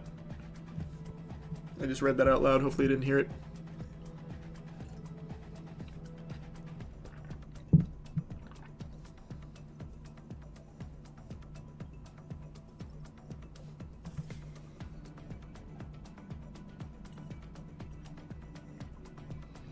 Great show, though, but Season 3's animation makes me very sad. Very, very sad. It could be so much better.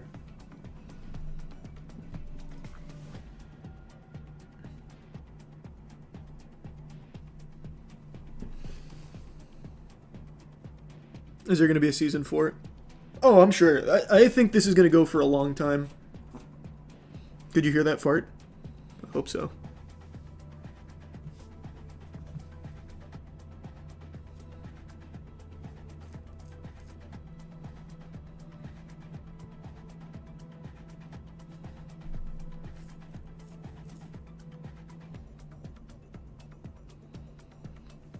Kirkman said he'd run it for 8 seasons to complete the series, It's fine by me. It's not losing any of its quality from like a storytelling perspective.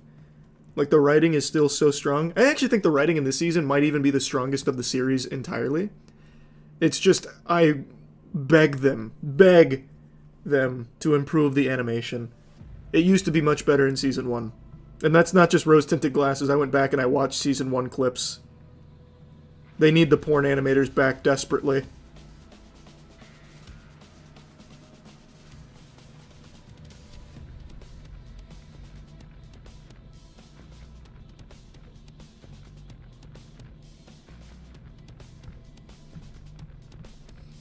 Thanks, Resub Nate. Who's stronger, Viltrumites or Saiyans? Now we're just getting stupid. It's Saiyans. Like, that's not close. We're not even in, like, the same ballpark with that.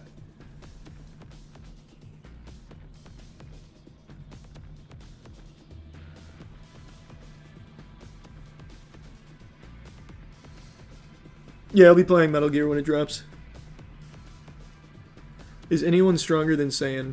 I don't think there's any race in any fiction stronger than Saiyans. At least none that immediately pop into my head. There's individual characters that are. Like Superman and One Punch Man. But as far as like a race goes, no.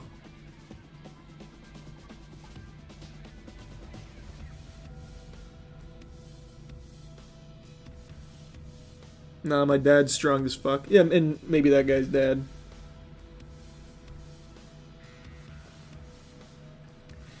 Story gets better, but animation gets worse. Even though the show got much more popular, it only dipped in animation quality. I don't even know what they call this in the business, but I call it the Walking Dead effect. Walking Dead Season 1 is by far its best season. And it is the season that I believe still had like one of the highest budgets. For some reason, they'll fucking mag dump budget into Season 1. Try and get people hit, like to get like hooked on it. Make it a hit. And then just gut the budget, and then it's a huge dip. It makes no sense. It's so counterintuitive because you would think that as it gets more and more popular, you'd be getting more and more doubloons behind it to make it better and better. Oh, fuck yeah. Hey, thanks for the raid. I hope the stream went well. I hope the Miku came out looking nice. You gotta send me some pics. Thanks, recent boy. Right now we're just geeking out about some Invincible and shit.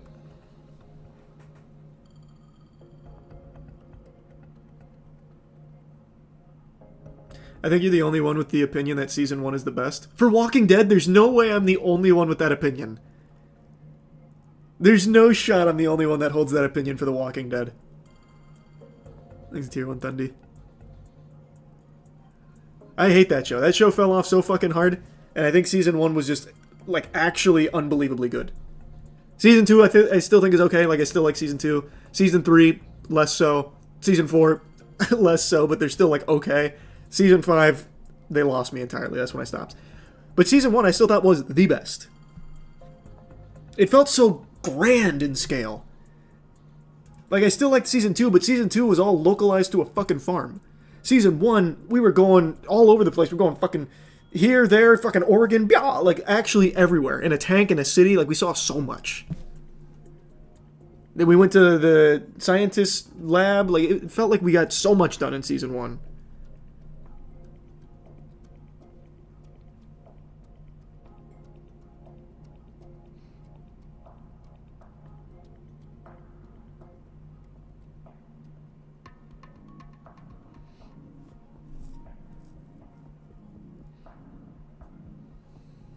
I fucked up the governor's story. Yeah, I mean, yeah, it wasn't great.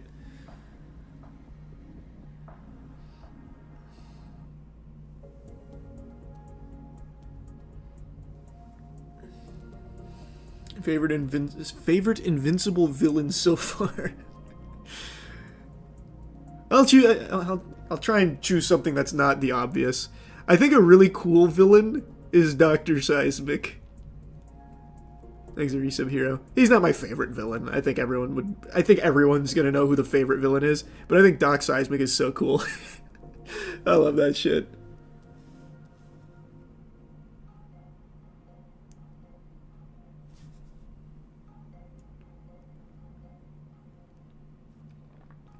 The Never Knows Best video, he investigates trends in gaming media. I'll check it out. If you say it's good, I'll check it out.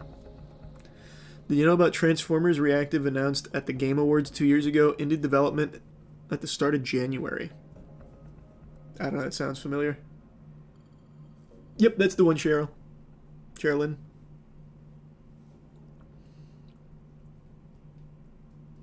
Mauler twins are better. Ooh, Mauler twins is a really good choice. I do love the Mauler twins. They are cool. Actually, I changed it from Seismic to Mauler twins.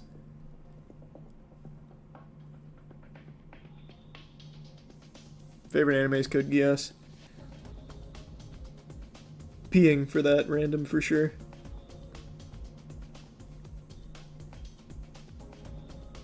I definitely think it should have got a nomination, Nitro, yeah.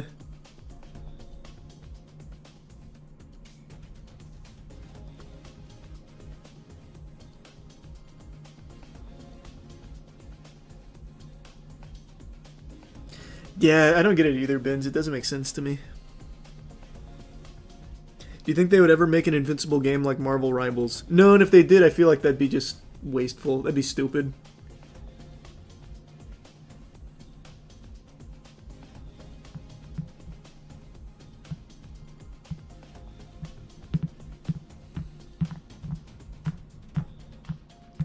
You think they'll do a good job on Last of Us Part 3, or will it flop? Well, it won't flop, I'll tell you that much. As for how good it'll be, I don't know. Couldn't tell you. It'll probably be good. Would be my guess. Or are you talking about Last of Us Season 2? Are you talking about Last of Us Part 3? Is there like a game on the horizon I don't know about? Because right now Naughty Dog's working on that new sci-fi one. Are you talking about the show? Because the show I think will probably be good.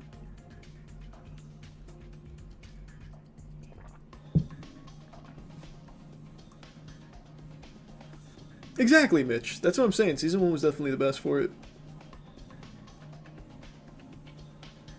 Thanks, Ben, and thanks, Owen. Did the cam overheat again? Oh, boy. Uh-oh. Oh, yeah, she's hot. She is hot.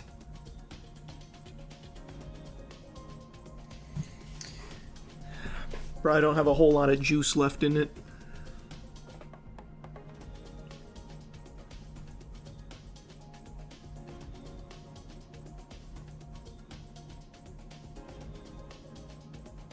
You have a backup? Nope. So when that fully clocks out, I'll probably just end stream there, and then tomorrow I'll just be back doing some more silliness. Till then, we'll just hang out, shoot the shit. Use the claw cam.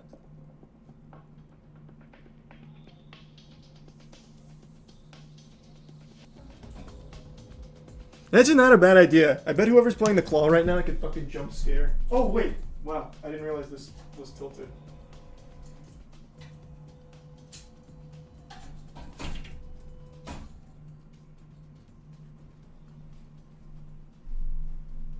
Whoever was just playing it right then is definitely not having a good time.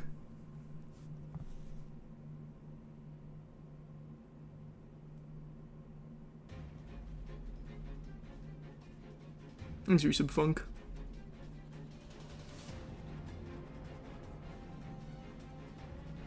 The claw cam was your old webcam, right? Yeah.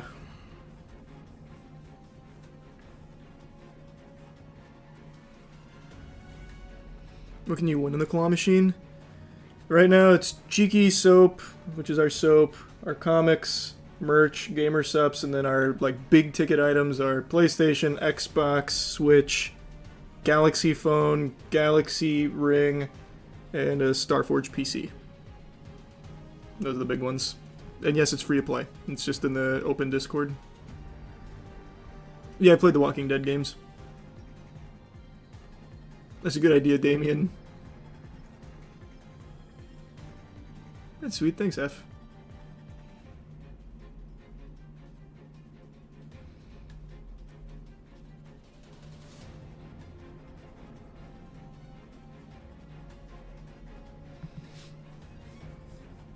Can I give the Xbox back if I win it? Someone asked that last time. I guess if you really don't fucking want it. Could just give you like the money equivalent.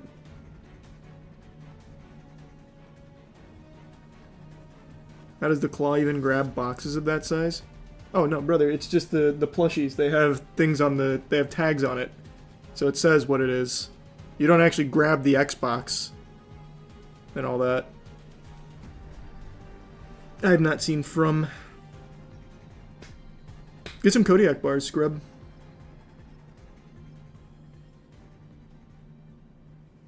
Thanks, membership, Salty. Got any spoilers for any upcoming projects? Nothing I can fully dive in on. Just still got the Godslap movie that we're actively working on. I guess I'll tell you one thing I'm really trying to do with that. I'm trying so hard to get Keanu Reeves to be a voice in it. That's one thing I'm pushing for very hard.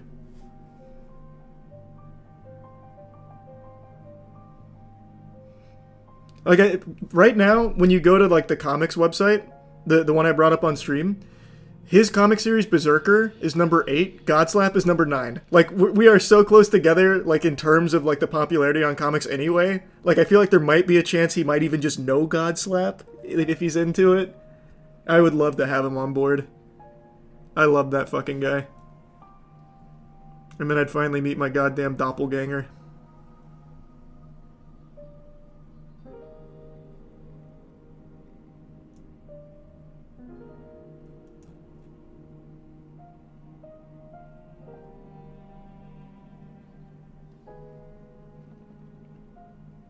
I'm Keanu's son, I'll put in some words. Hey, thanks. Appreciate it.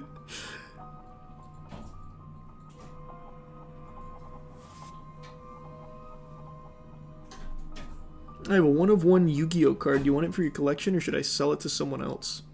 What's the 1-of-1? That's interesting. What is it?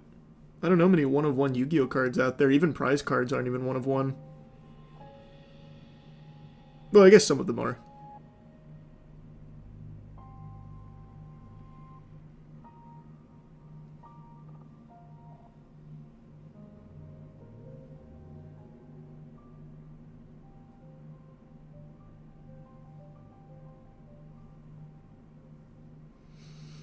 I won Worlds last year for Rush Duel. It's the new category. I posted it on Twitter. It's awesome. You can look at my name there. Quantum Cubes. You won the Rush Duel tournament? I never played Rush Duel. I remember when they came out, though. I thought the cards looked cool.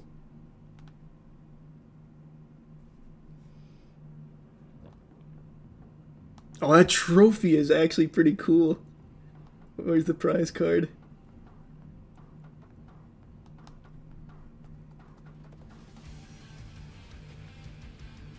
What does that say? Dragon D Illumination Sanctuary Shield? Oh, Dragon of Illumination Sanctuary Shield. That is pretty cool, man. Why are you selling it?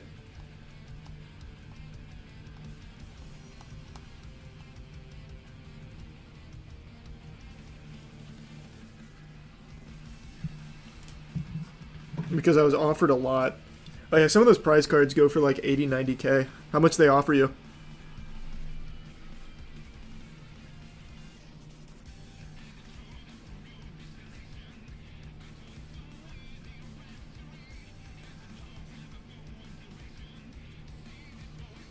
$125k for the card alone, or $150 for the card plus trophy. Oh, brother, yeah, you've gotta rip that. That's life-changing money. I'm surprised it's that much. The Rush Duel card must be very sought after, cause fuck, what was the prize card from like 05? Now the prize.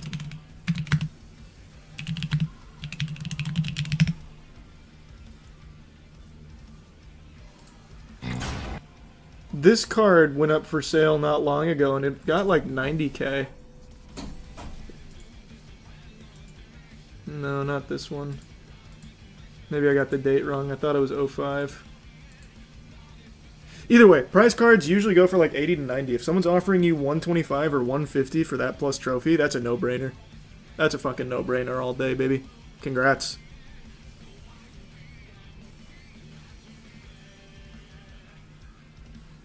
It's the first ever English card printed, and it's a one of. Usually prize cards are 3 to 4 of. Yeah, that's what I was saying. They're not usually 1 of 1, which is why I was really surprised when you said that. But yeah, you should definitely sell that.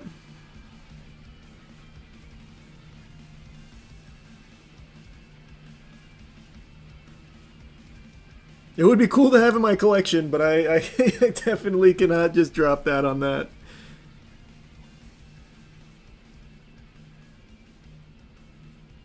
You see the new Final Fantasy Magic cards? Yeah, we were looking at them today at the warehouse. They're beautiful. Here's your sub, Ethan. What's the most you've paid for a card? For a single card, I haven't paid that much. The most I paid for a single card was $4,000, and it was for the misprint Rainbow Dragon.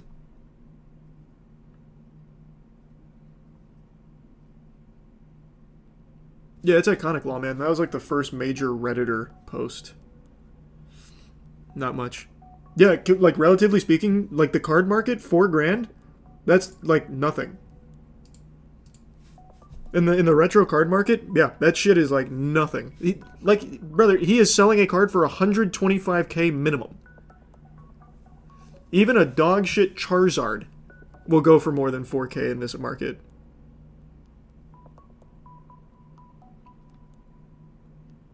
That was a deal on that Rainbow Dragon. How many misprints of that card are there?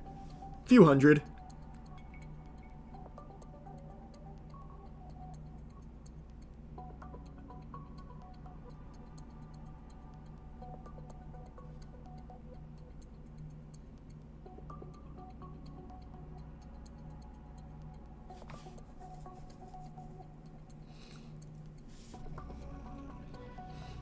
My game studio is making our own Roblox version of TCG Card Shop Simulator. You're making a Roblox TCG simulator? Nice. Maybe I'll hop in. We'll see. There's cards over a milli. Well, okay, let's not get carried away. There's only 3 cards over a milli. It's Illustrator Pikachu, Blackluster Soldier I think it's Blackluster Soldier 1998, 99, and Black Lotus. Those are the only 3 cards over a milli.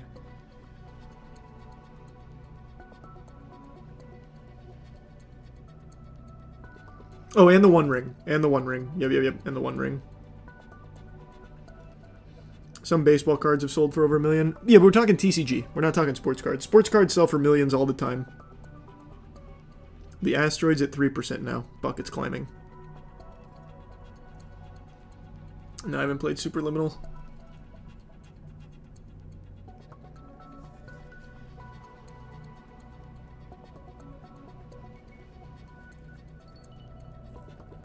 Thanks, Resub Mando.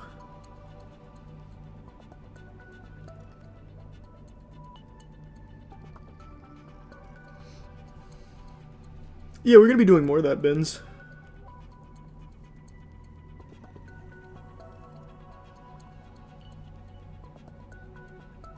Good shit, Beastmaster. Elden Ring's amazing. That sounds like it was a worthwhile replay. Sports cards are crazy. Oh, they are, man. There was a... who was it?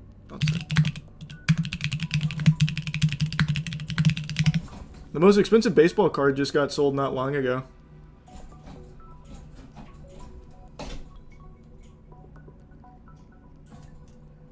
I think it was last year. I think this is going to be out of date. Let me check. It's the top 10 most expensive cards of all time. Today, we're counting down the biggest sales in sports card history. My name is Jeff Wilson. By day, I... Right now, and use promo code SCI for 10 extremely rare and extremely valuable. But when you package them all together as a complete set, this video, please hit that like button. And if you haven't yet, hit subscribe. 2021 through Robert Edwards Auctions. This particular example, believe it or not, sold in the early 1970s for just $1,100. And it wasn't graded. $1,100 in the 70s. How much would that be today? That'd still be quite a bit. How much did it... But this is the one, right? I'm pretty sure it's the Wagner. Yeah. No. Something beat this. I'm just going to look it up.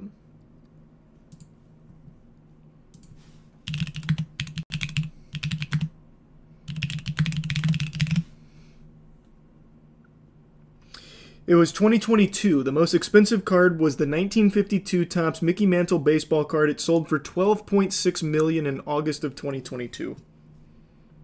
The Honus Wagner was second.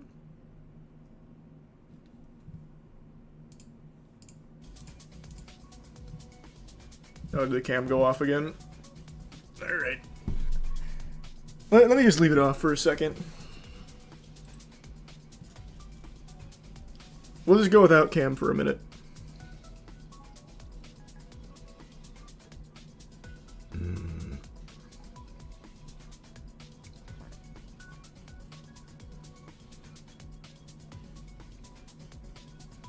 $1,100 in the 70s would be about $8,900 today. Nice. Hey, wishing you a speedy recovery, Seth. Or Seth. Hopefully the surgery went well. I'm still here, just the camera keeps overheating, that's all.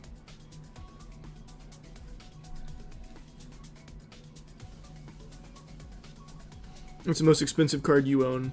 The most expensive single card I own? It's not even that Rainbow Dragon, because I definitely overpaid for it, but they were just so hard to come by, I did it. And it felt like a good deal. The most expensive single card I own is...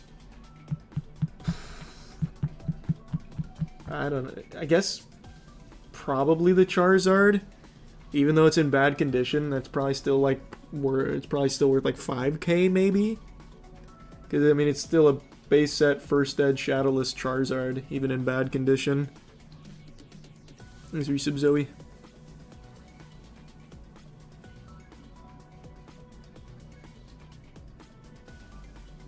No, I'm still here. Just the cam's not working.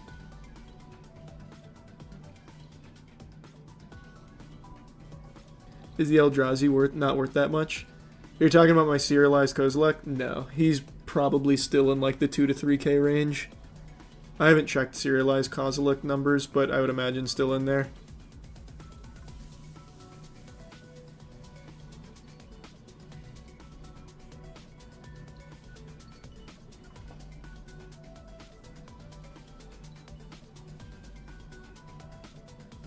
Okay, let's see.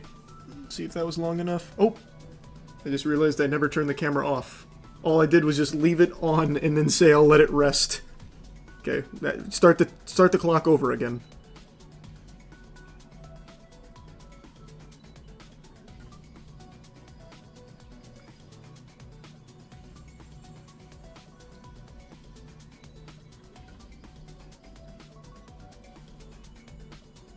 Okay. No, I'll give it a minute more.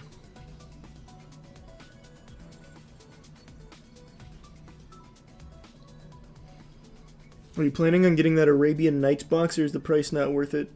Brother, those never come up. Those basically don't exist. And they all, when they do come up, they're like $375,000. So that will not be something I will be getting. But I remember Wubby did mention somehow doing a joint venture on it together, which I could definitely be open to.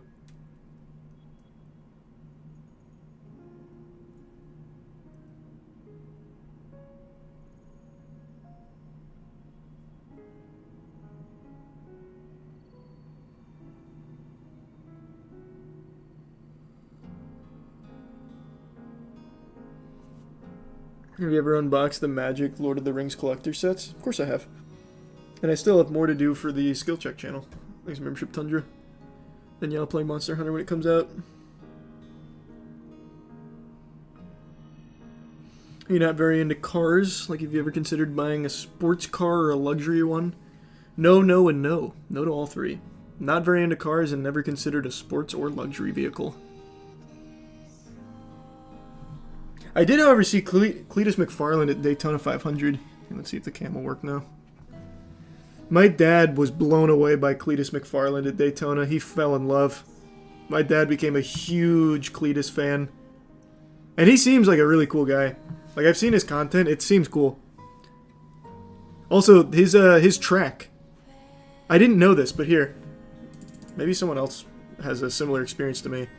So, Cletus McFarland, he has...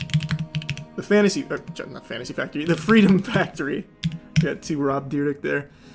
This right here, this abandoned racetrack, I used to go to once a month when I was a child. It was called Bronson Motor Speedway. I just learned this today. I had no idea it still existed. I went to that track once a month with my family to watch races. That figure eight there in the middle, when I was a kid, my dad got me on the track, and on his lap, I got to drive a school bus with him around the figure eight. I was so fucking happy when I learned today that he bought Bronson Motor Speedway and kept it alive.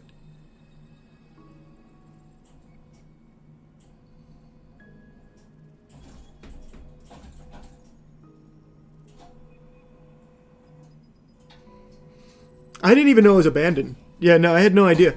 This place was popping when I was a kid. It used to fill the fuck up. I don't know what happened, maybe like mismanagement or something, but it used to be packed when I was a kid.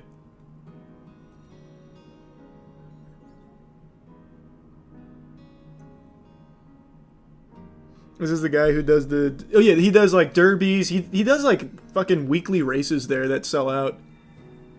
Yeah, no, Cletus is huge. He's even a UT alum. Matt used to have classes with him or something. But yeah, I didn't know any of that till recently. My dad texts me about Cletus now pretty often. He sent me like 3 texts over the last day about Cletus. It's like, did you see what Cletus did a couple weeks back? It's so cool. His membership dongle.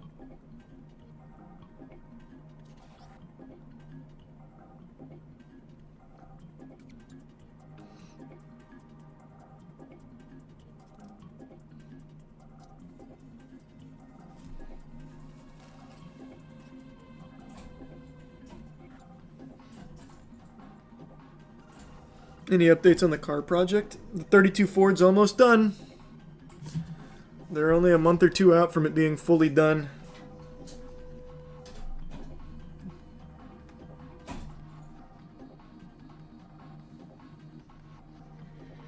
I want to see if I can find an old picture that I might still have from when I used to go to Bronson.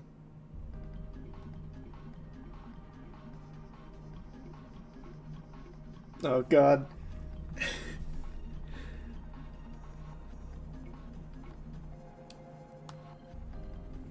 Does it still look the same? Because I'm looking at old pictures of Bronson.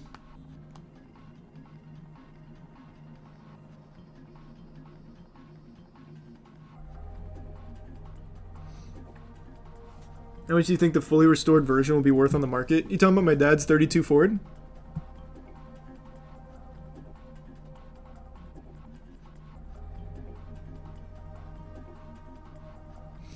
I have no idea what it would go for.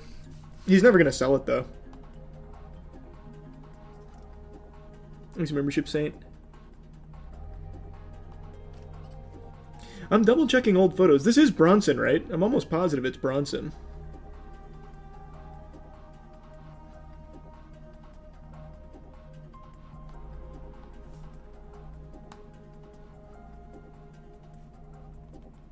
Let's see.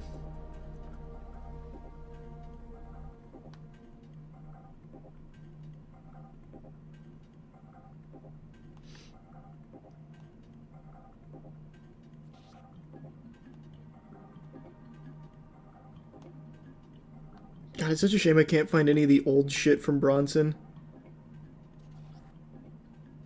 Because it might not be. Now I see somebody like explored Bronson not too long ago. Is it not? Because it's the exact same area and the exact same track, basically. Were we wrong? Did he not buy Bronson?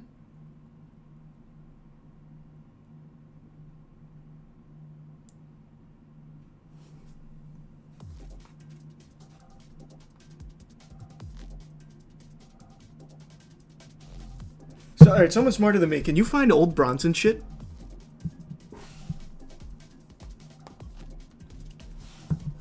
No, I haven't done urban exploring. The racetrack was abandoned due to COVID.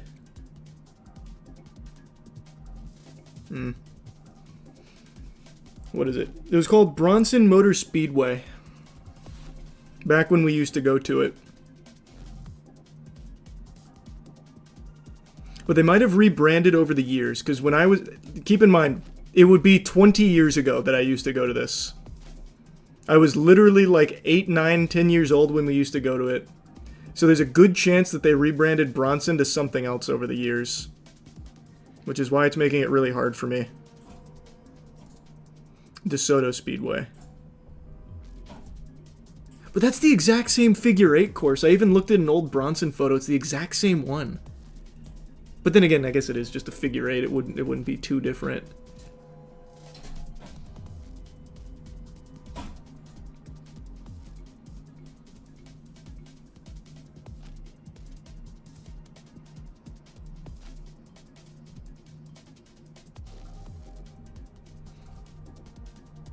The same surrounding area too? From my memory, yeah, but again, it'd be 20 years ago. It's the right area, more or less. I really thought it was Bronson when I was watching a video on it.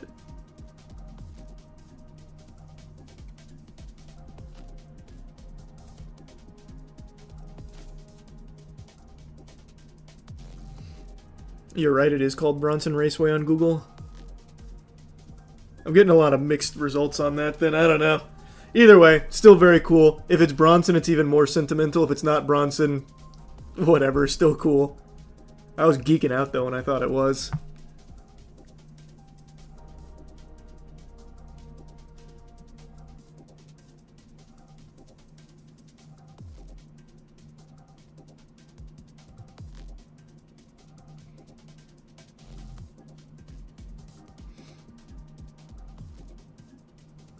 Thanks, membership, George.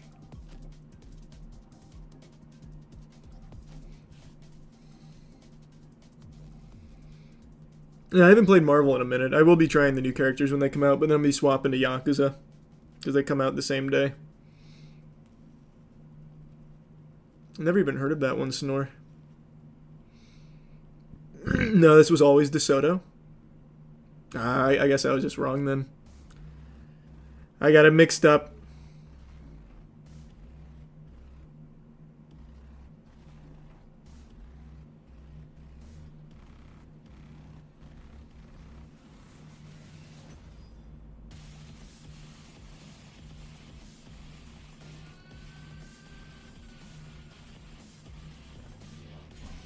Yeah, of course Goof Juice is still available. And yeah, I still do those, Ben. We did one of those a month ago. With the just giving away money streams. We did one, well, I guess it was a little over a month because I did it in the middle of January.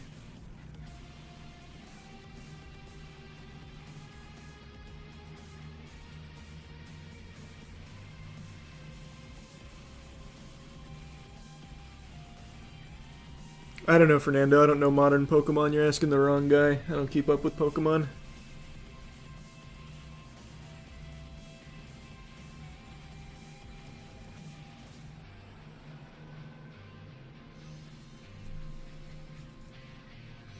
PoE 2 tonight? Nah. Not tonight.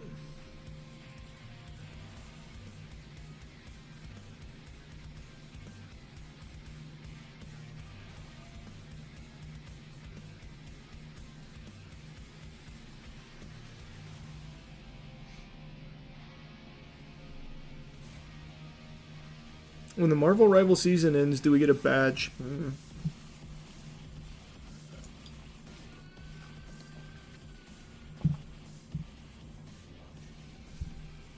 You always say not tonight, then end up on it for hours.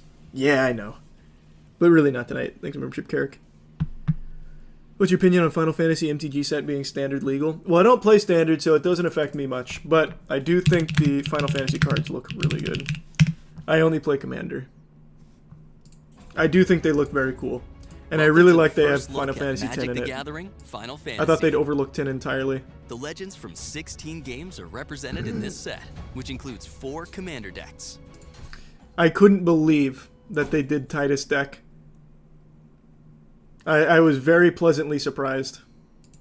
Featured in the 4 decks are Terra, Herald of Hope from Final Fantasy VI. Cloud X Soldier from Final Fantasy VII. I like it, MW. I don't have any big criticism on the game, I just like Guardian it. From Final Fantasy X. And Y'shtola Knights Blessed from Final Fantasy XIV. Why Titus is extremely popular? See, that's what I thought, right? I thought Final Fantasy X was like one of the most popular ones. But when I was like getting statues and everything, I can find statues for every single Final Fantasy except 10. There's nothing for 10. There's like nothing collectible or at all for 10. There's only a Yuna statue and like a couple action figures. So, like, I thought people just fucking forgot about Dre. Like, I really thought, like, maybe 10 was not as popular as I thought it was growing up. Is because they're sold out, not because they're not popular. No, they don't exist. Like, there's no fucking Prime 1 Final Fantasy X. There's no Sume art Final Fantasy X. There's nothing collectible for it. At all. Makes membership schnitzel. Just a new Smash would be cool, Dud. Which card will command your deck? In this set, you'll find the boss monsters you love from Final Fantasy, like on this Jumbo Cactuar card, and this Sin Spira's Punishment card. And the whimsy of Final Fantasy is Tonberry. here too. Check out these Tonberry, Stiltskin Moogle Merchant, and Saz's Chocobo cards. Double-faced cards show character progression or different forms of the same creature. For example, Garland, Knight of Cornelia, becomes Chaos the Endless with matched increase to power and toughness. Cecil Dark Knight and Cecil Redeemed Paladin reflect Cecil's journey in Final Fantasy IV. This Emmett He's a tier 1 Lilith. Unsundered card becomes Hades, Sorcerer of Eld, when turned to its opposite side. With side quests Catch a Fish, you can go fishing, then turn the card over and cook the fish with Cooking Campsite to produce a food token card.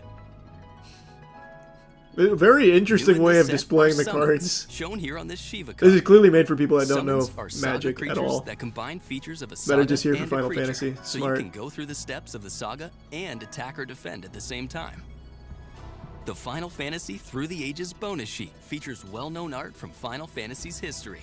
Dragon at Mount Gulg features art by Yoshitaka Amano, and Yuffie Kisaragi shows art from Tetsuya Nomura. You'll find these favorites and more you love from Final Fantasy Hey, 1 through membership Final Dazagoth. Fantasy 16. Sephiroth Planet's Heir and Cloud Planet's Champion cards face off in ready-to-play decks from the starter kit. Check them out. These resub sweat. All of this and more in Magic the Gathering Final Fantasy.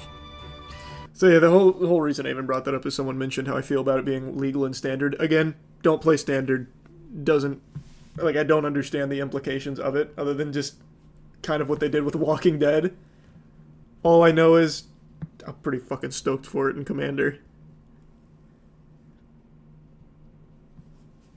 Hey, good luck on Nameless Puppet Booty. I have Final Fantasy X statues, dude, they exist. No, what you have are the action figures. I can show you exactly what you have. Well, actually, tell me which ones. Because they made a line of action figures. When I'm talking statues, I'm talking like the Nameless King or like Doomslayer or anything like that.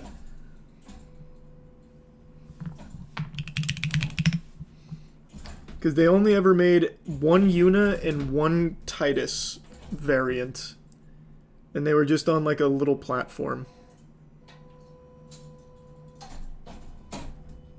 But you have these. How can I pull this up?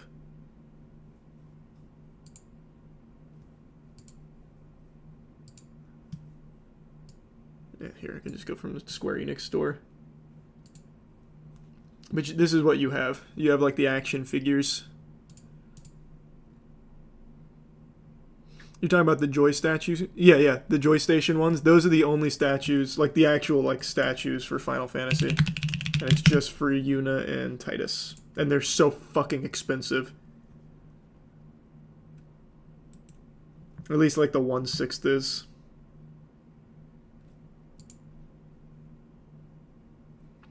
Thanks for resub, give up.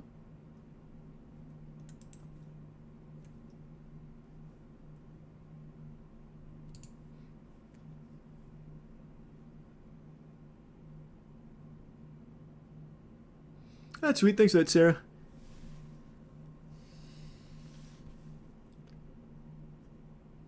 What do you mean, infestation? And also, what do you mean by how much mana do you have? Do you mean like what colors do I usually play? I'm usually black-blue. Joy Station actually has a lot more Final Fantasy X. Where, on their site? Or do you, like, on the other sites? Because I think they also had, like, eject somewhere I saw on eBay. But it's not, like, a ton.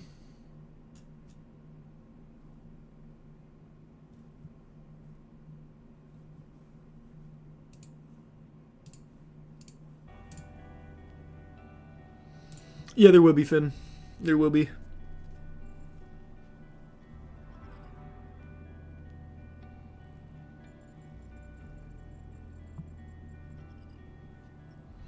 What do you think the chances are of the set being turbo expensive like Fallout? No,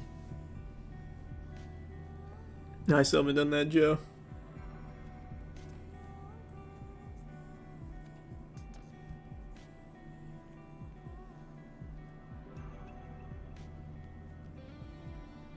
No, just little trims, Jose. Thanks for Prime Empathetic. You see Brian Johnson inject himself with a horse tranquilizer? I did not, but I'm gonna go inject some pee into my toilet. I'll be right back.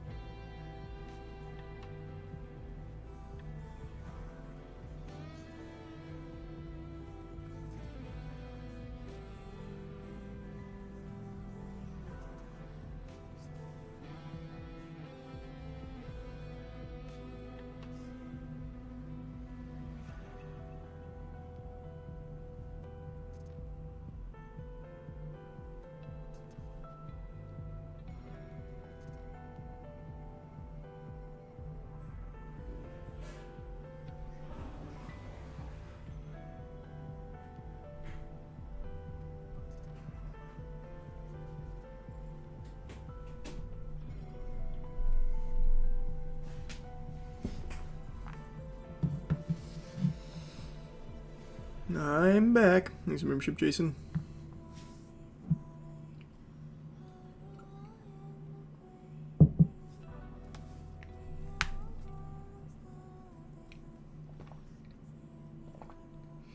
I don't know if I'll ever play the Xenoblade games.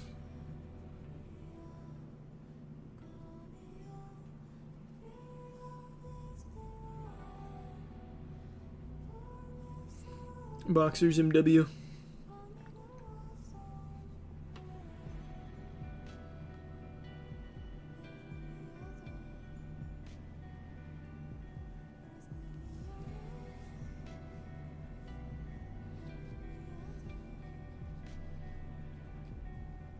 And you post a workout routine video. Yeah, maybe at some point. People ask for that quite a bit. Maybe I'll do like a basic rundown of like a routine for people to follow if they want to get started.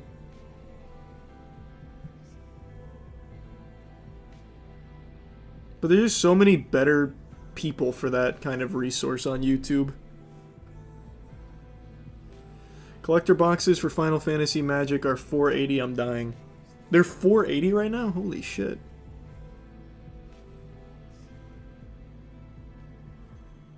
Two hours of not working legs. That's so fucked up, man. I do work legs. I actually do legs twice a week and have been for a while. My legs just do not grow. They get stronger though. But they just don't grow.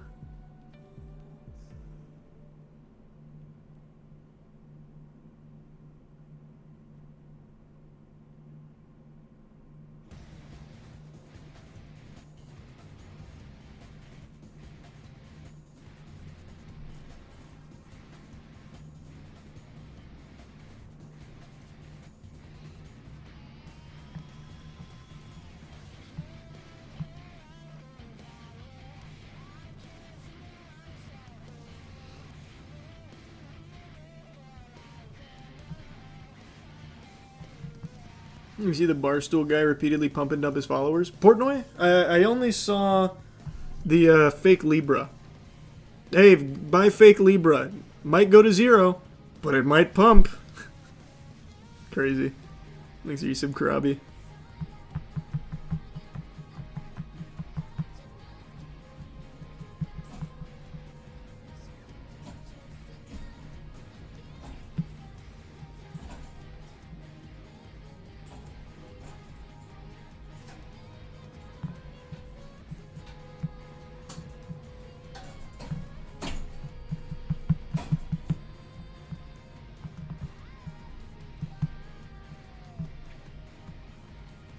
You see the guy that predicted buying Bitcoin 11 years ago telling people to invest in waffles? Sounds like a pump and dump. Also, what? How do you invest in waffles? Can you just invest in a food item?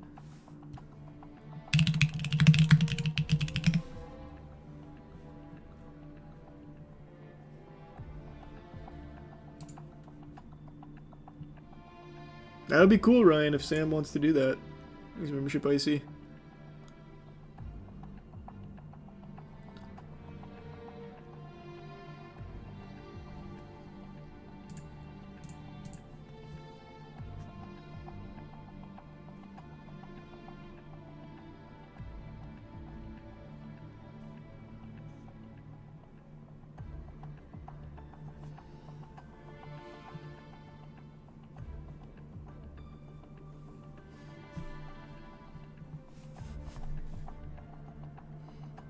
If you could invest in food, it would be eggs. Oh, yeah, if you could invest in, like, a food, in, like, a specific food, if you, put it in eggs, golden.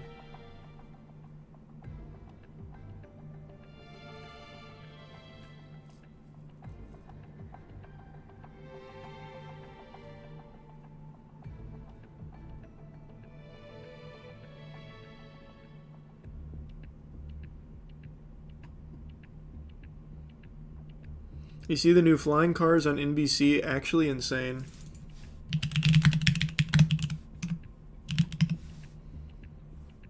This is 30 minutes old. Now we got boots on the ground. Did you film this or something? Jesus. For all the advances in automotive tech, one issue only Waymo. seems to be getting worse: gridlocked traffic.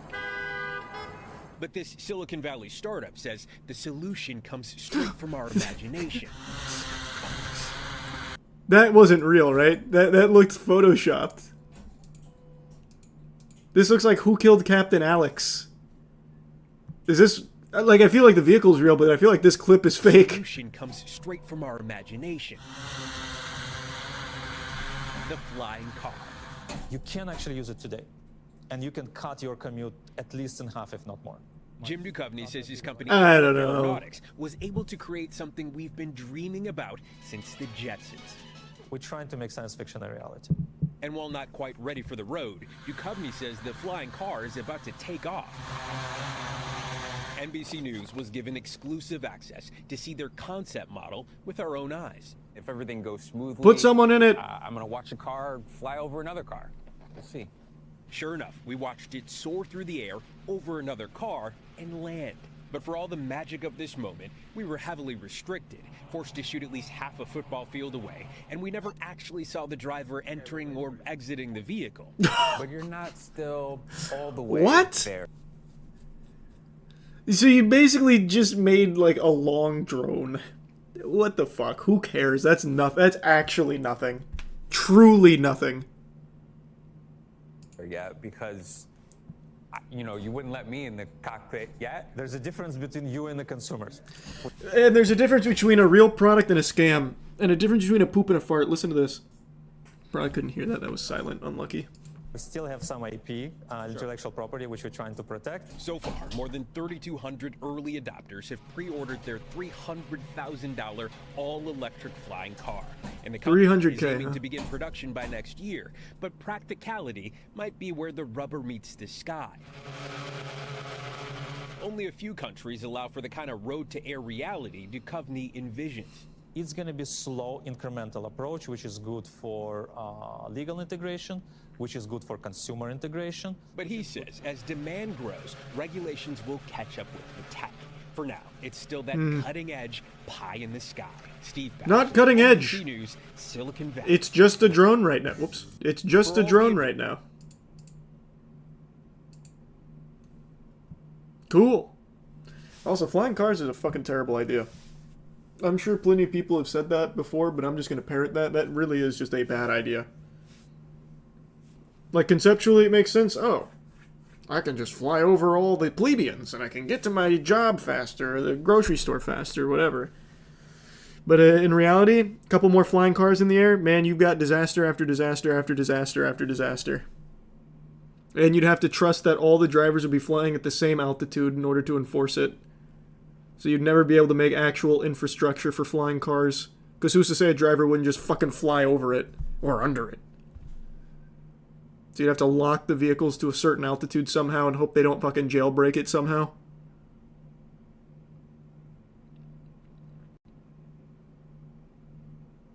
I was looking at Berserk statues. I might. Prime 1's got some crazy ones.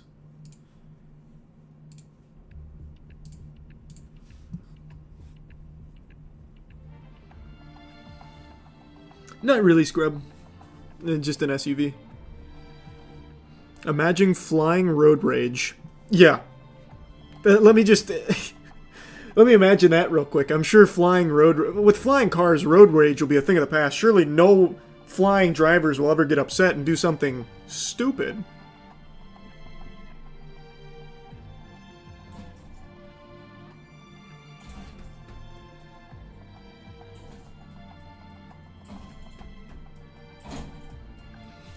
You can't control how fast a person in a car goes. All you can do is put a limit in place.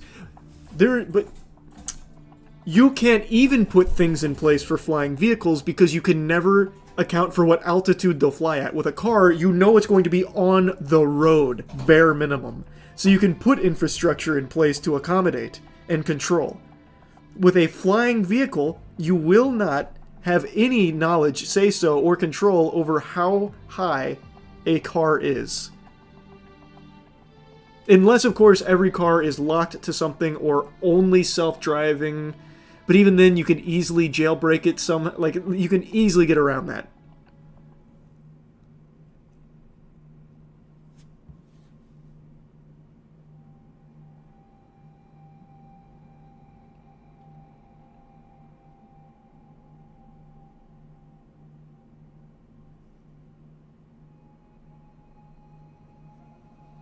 I want to booze cruise it.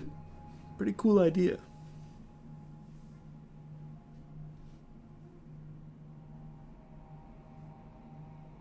We trust pilots to stay at safe altitudes. Yeah, the people that put like thousands of hours into their craft. Meanwhile, you'll have Uncle Todd hop in one of these bad boys and fucking whip it with a Coors Light in one hand and just crashing into my local Publix.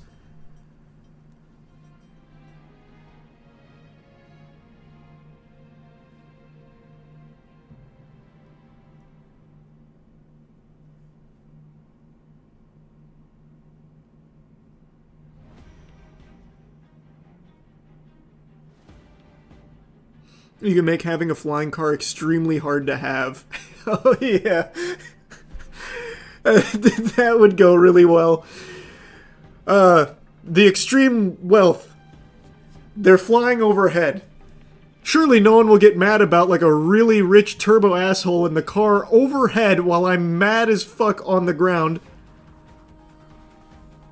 They won't do anything. Nothing bad will happen there.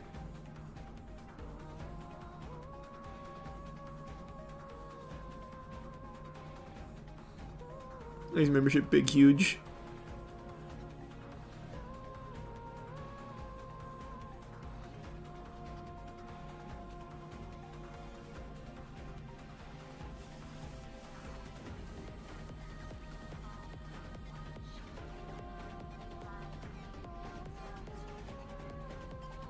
No, hard to get like in like a license, like a pilot. You'll have to train thousands of hours in the $300,000 flying doohickey before you get your license, is your argument? Like, I guess, but I mean, driving this out on the road, I don't see ever going well. like, no matter how much flying experience, pilots have the luxury of not having to deal with old Pop Wiggleberry and the family in the RV down below them. Like, and anything that could happen with the unpredictability of cars on the road below them. I feel like no matter how much you have training-wise to operate a flying car, there is definitely too much room for disaster.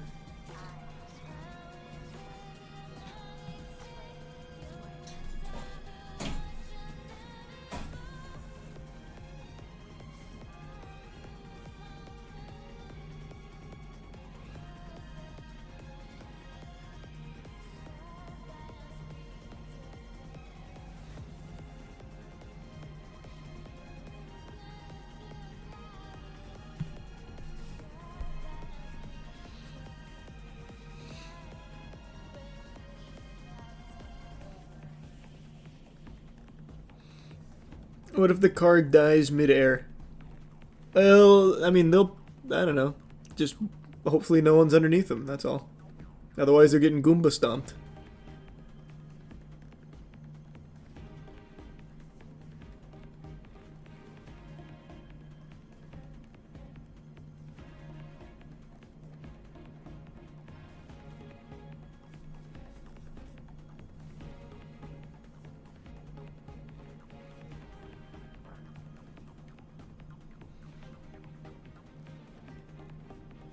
You sound like one of the staunch defenders of horse and buggy companies during the invention of the car.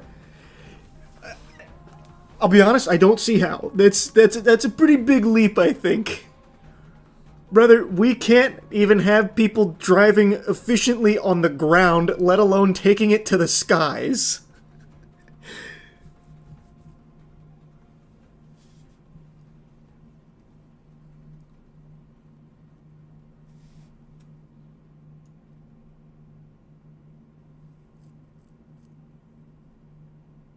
That's true, Woody,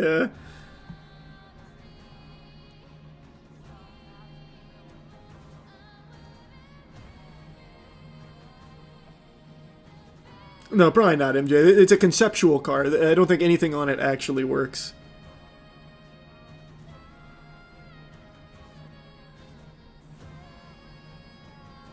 That's cool, Gregory. Not on stream, but would love to reconnect. That sounds great. That's super sweet.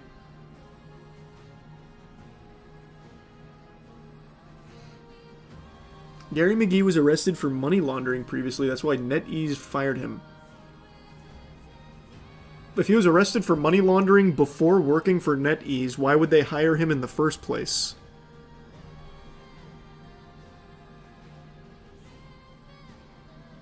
Where did you even see that? I looked into Gary. I didn't see any money laundering arrests. I'll double check. You see a Twitter post or something? Let's see.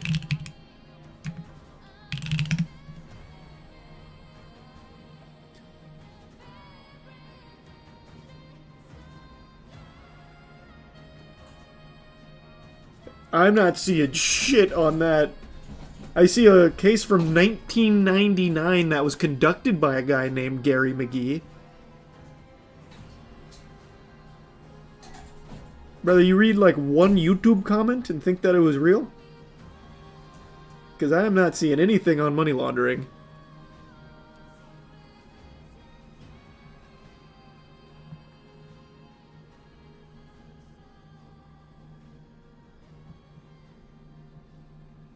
Is your membership average?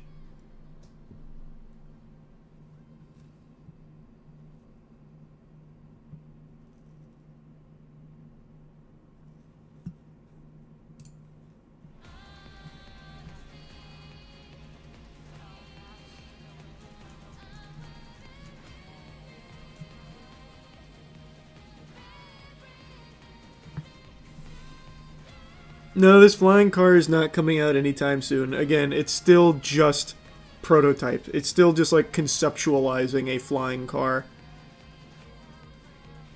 There's nothing here yet.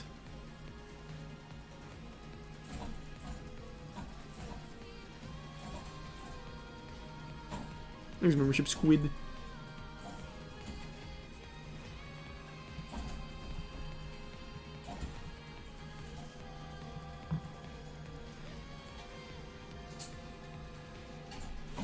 Try Marvel Rivals dev arrested on Google. Okay.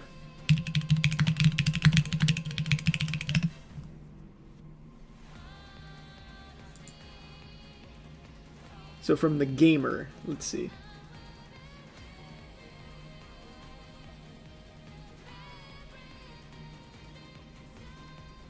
Oh, I remember this case, the NetEase money laundering. That was from all NetEase. Where do you see Gary McGee? Because he's in the NA branch. This was like the Chinese... This was a sting operation on the Chinese sector of NetEase games. I actually forgot that was NetEase that had the huge money laundering sting.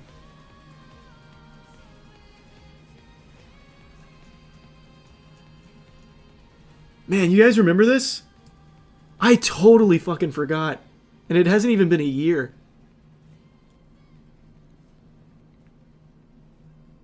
Don't know how you're roping Gary into it, because again, this was in the China sector of NetEase, where, you know, the main part of it. I don't know how Gary became the fall guy.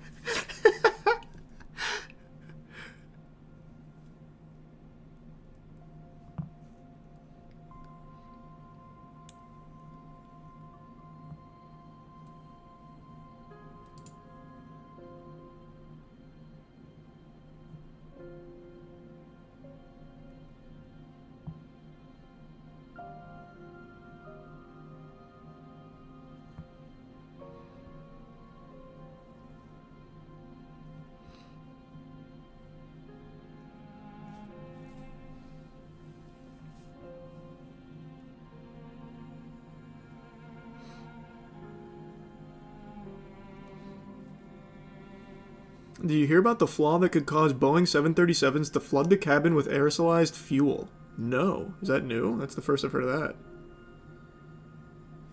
It was corporate money laundering, not individual. Yeah, it was also in China. Because that's where NetEase is. It was a corporate money laundering scheme in China that they got busted for. I don't know how Gary McGee from Seattle, Washington is now being thrown under the bus by wherever you got that from.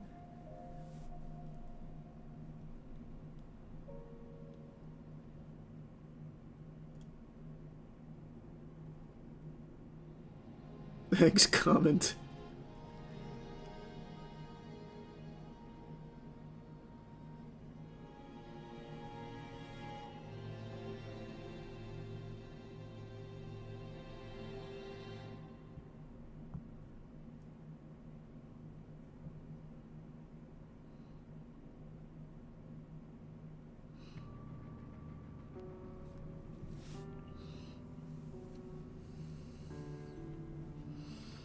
I know you're a fitness major or something, so what are some ways I can learn about fitness?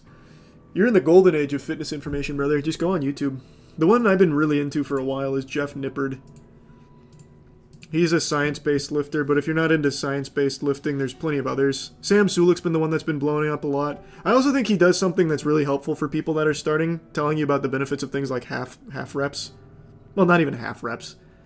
They're not technically half reps. But if you want people to, like, follow, I really do think you have such an abundance of good options.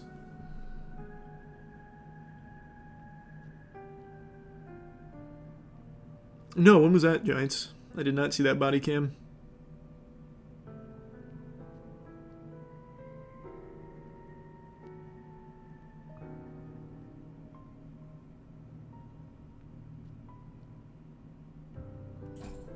Sam Sulik just won a men's muscle show. I saw. I did see that.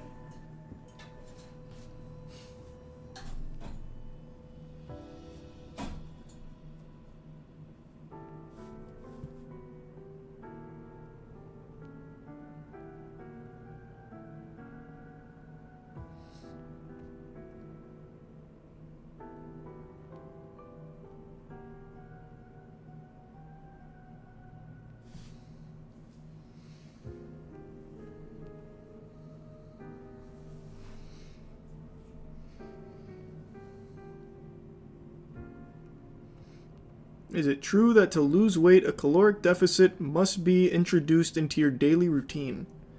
Depends on how you want to lose weight, man. There's a lot of ways, but the simplest way, calories in versus calories out. Being in a caloric deficit, you'll lose weight. Super simple.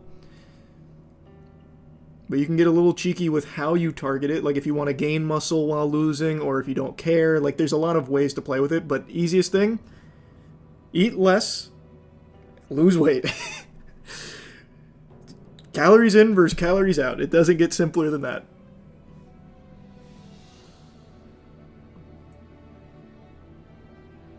You can't gain muscle with a deficit. No, you can't. Well, you can kind of gain, but you can more or less tone. So it depends on your goals. Because you can do things during a cut. You'll bulk and you'll cut. And while you're not technically gaining muscle, you're toning out what you've already got. So there are ways you can play with it. It all depends on where you're at and what your goals are.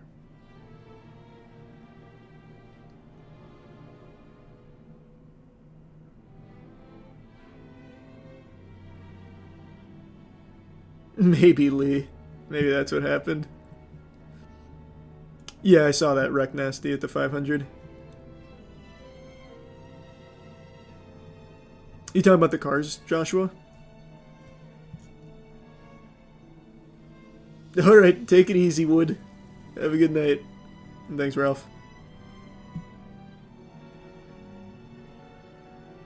I heard it's 80% diet, 20% exercise, but that could definitely be BS.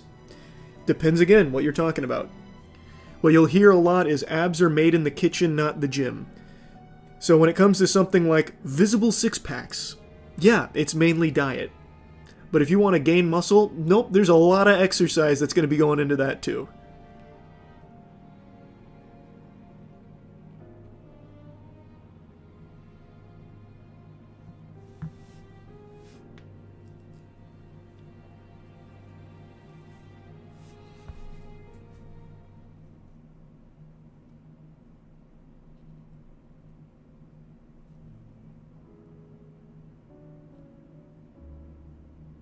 Membership, Kyle.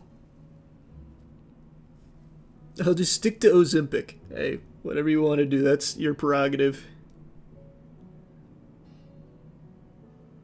You can't out-exercise a bad diet, though. No, that's true. That's super true. Like, diet's always going to be extremely important unless you're like a top-level athlete. Which I imagine if you're just starting, you're not a top-level athlete.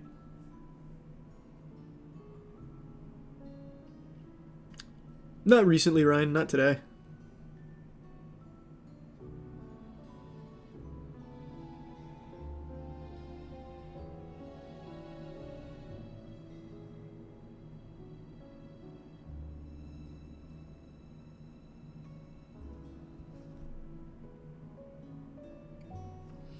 I still haven't caught up on ReZero, so I don't know. Toning is not a thing. It literally is. 100%. When you bulk, you put on a ton of muscle but cover it with a lot of fat. When you cut, you get rid of that fat and you keep a good chunk of the muscle. You're not going to keep all of it during a cut.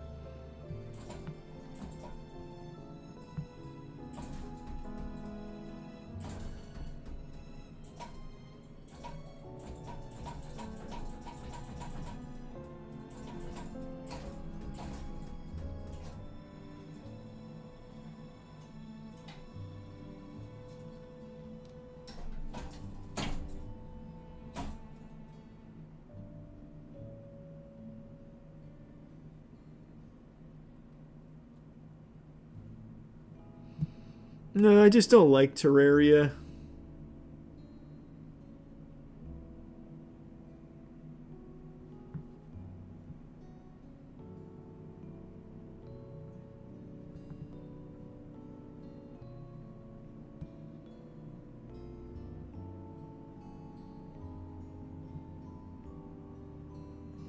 No, I still haven't played Avowed. Probably won't. Oh, I believe you, Jay. I definitely believe that.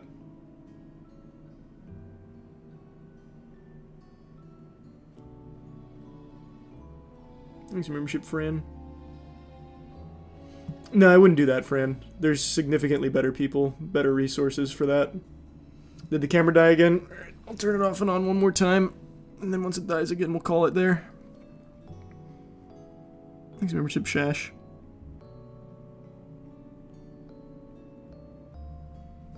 No, I've not seen Witcher Sirens of the Deep.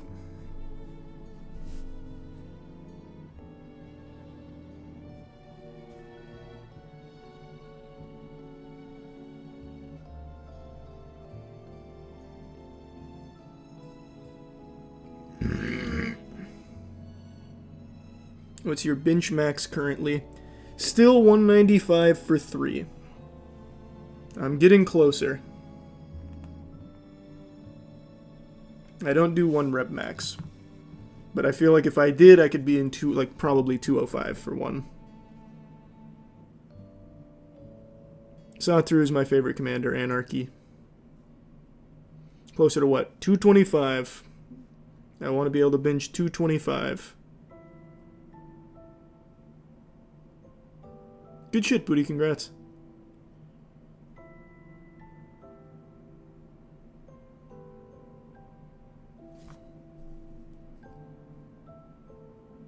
How much do I weigh? 129 pounds. Not a lot. Not a lot.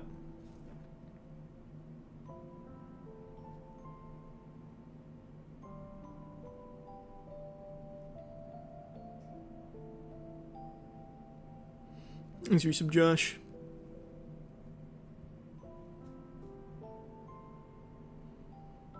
Were you held hostage recently? Hey, I'm just a hard gainer, man. I don't know what to tell you. Always have been. I don't really care about the weight. I just care about the hitting the goals. I want to be able to bench 225. And we're getting there. We're getting close.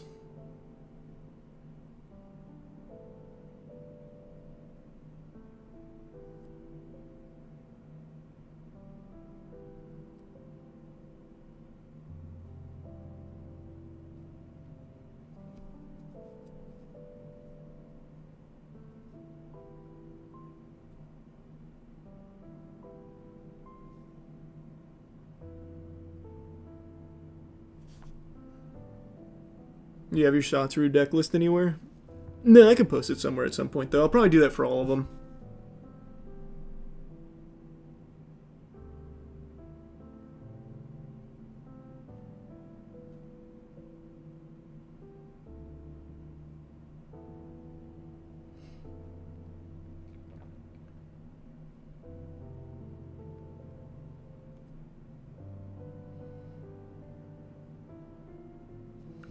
Can't say I saw that, Walter. I mean, that's just a hard thing for me to hit, Hoven. That's just a lot. Yeah, I do a lot of calisthenics.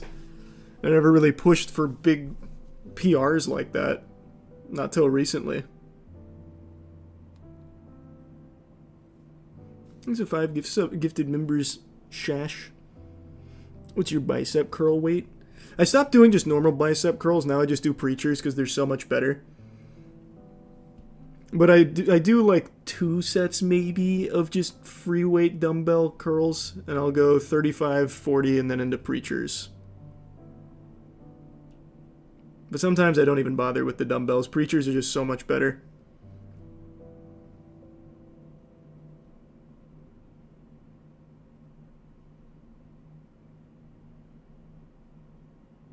That one video of bicep popping made me scared of preacher curls. Yeah, like I get why you'd be afraid, but you'd have to be like really irresponsible to get to that point. Are you talking about the one where he has the double bicep tear? Because if you're talking about that one, from what I recall, that dude had already done like 9 sets of bicep work. And then he finished, like, when they popped, that was like another really heavy set of fucking bicep work. He had overloaded the shit out of his biceps. That shit would have popped if he went to lift a box from Amazon.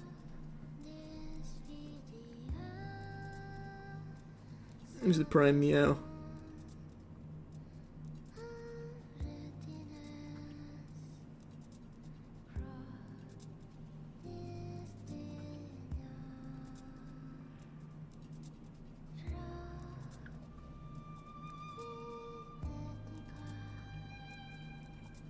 Nah, Long John Silver sucks.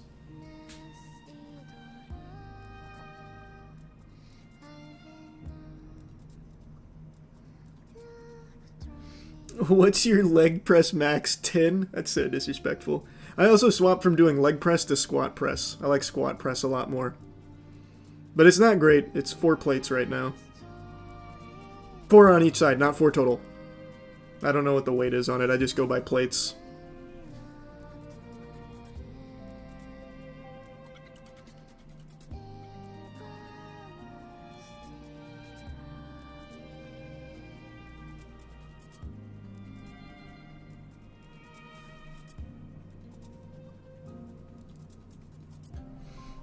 For 1 pound plate. Man, it's so fucked up. It's so fucked up. I swear, like, my legs are strong. They just don't grow, man. They literally just do not grow. It's that simple. I appreciate it, Swoof. We're just focusing on bigger stuff for the other channel. So we have one coming out within the next week or two. I get my 315 1 rep back on the bench at 208. Hey, good shit.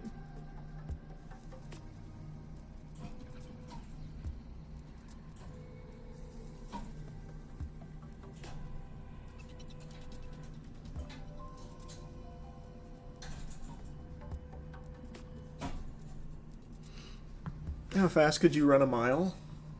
If I really pushed it, probably 6:30 would be my best. Maybe. Like, if I really went for it, I think I could get 6:30.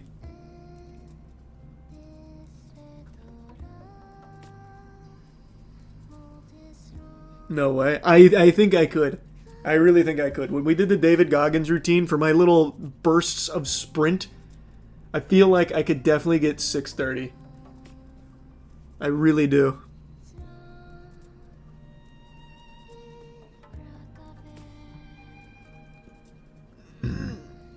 That'd be a good video. Who could run a mile the fastest? It's not a good video. Matt literally, like, he used to run marathons with his wife. Matt is a runner. He would definitely run it the fastest.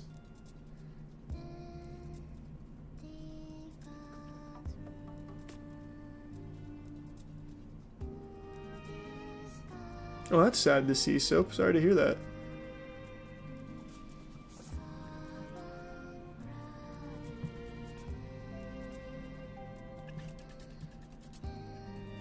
He's a Prime Chief.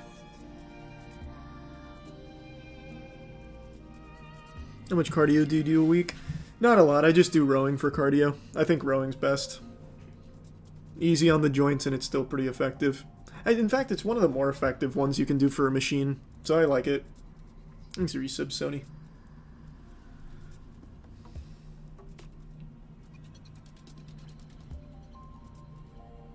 Doesn't it hurt your back though? Rowing? No, it feels good.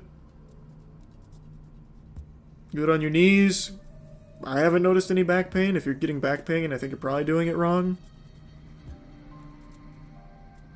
Never even heard of people getting back pain from rowing. Usually that's like an actual PT exercise they have you do. So that's a little surprising.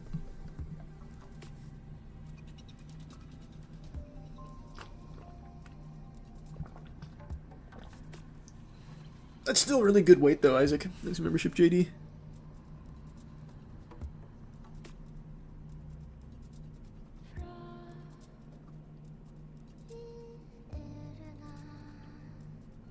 Is rowing effective though? It's too good to be true. From what I recall, rowing is one of the best cardios you can do, like at a gym, for like a machine. I don't remember whose video I watched, but they also tested like some other forms of cardio that are a little more off-meta, unorthodox. Hitting a tire with a sledgehammer was one of the bigger ones. I think that was just over rowing, but rowing is still such an extremely good one. It's a full body movement that's really good for your, like really light on your joints, and just really good for you overall.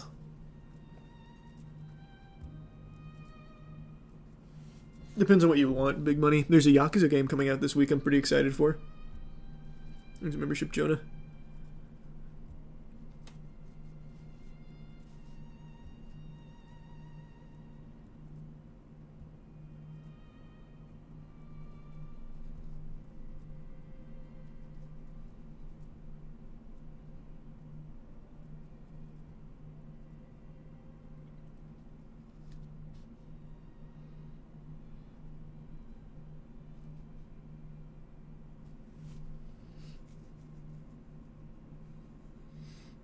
How do you do rowing? I never understood it. Just YouTube it, man. I'm sure there's tons of videos on it. It's super simple. Does rowing really help with weight loss? It does. In this video, I'll walk. You know, I haven't checked, like, just general fitness videos in a while. Is it all AI now? The very first thing that came up is just AI. That's sad. You even watched it? I'm pretty sure that's just the thumbnail. Because I didn't watch it. I think they just put that at the bottom of the thumbnail. The only fitness I've been watching on YouTube recently been Jeff, Sam, a little bit of Greg. It's mainly been it. Some of the twins occasionally, they still pop up in the algorithm. There's so many good fitness channels, but those have been the main ones.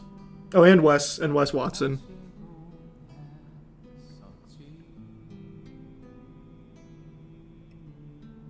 You watch Will? Oh yeah, Will's been doing some really cool content. Sometimes I forget he's a fucking fitness channel because he's just doing cool shit in general. He's also the guy that went to Brian Johnson's place. I've referenced this video like 10 times over the last year. Where's his Brian Johnson video? What the fuck is his Brian Johnson video? It's probably one of his most popular, I would imagine. Yeah.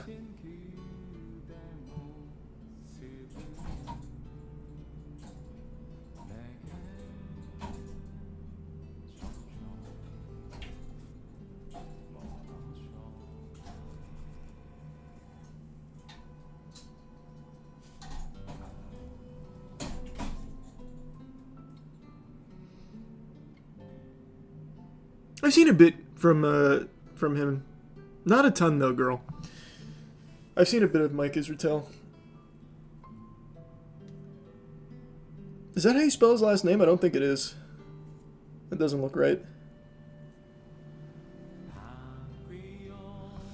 Your camera died again? Did it? No, it's still up.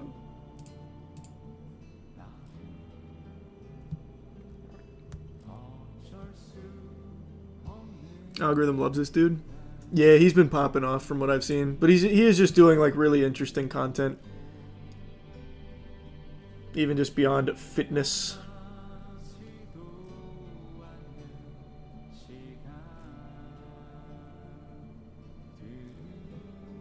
Thanks for membership, Batman.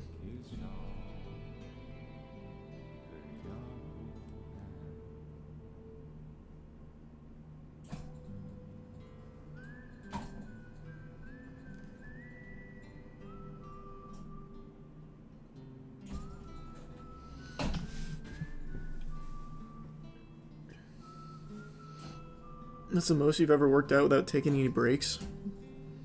Probably the fucking David Goggins morning routine. His membership, Iman.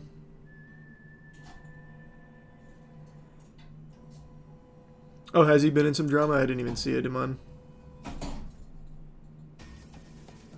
That's super sweet, Gregory. Yeah, that's fine. I can just check on there. I can check on IG. Yeah, that's who we were just talking about, Seth. And no, I don't know if I'm going to be playing Avowed or not.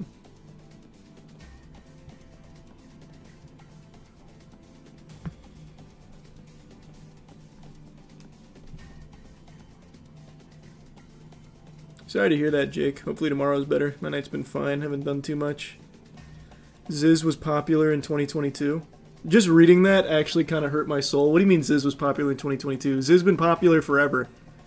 That's OG bodybuilding forums right there. Show some fucking respect. That's the GOAT.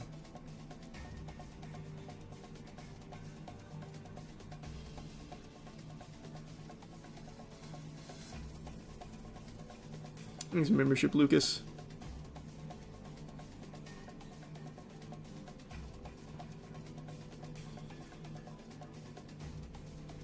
I haven't even heard of... I mean, I've heard of Jacob's Ladder, just not like an exercise. Yeah, Wendigood, it's just the normal queue. Happy birthday, Noah. Hope you have a good birthday. And no, I have not seen it. Ludwig, what is it? What's your diet plan? Right now, just eat a ton in general. Oh, now the camera died. Alright, we'll call it there. Camera keeps dying. Alright. Thanks for tuning in. I'll see you all tomorrow. Have a good night. Bye-bye. Sleep well. Bye-bye-bye. See you soon.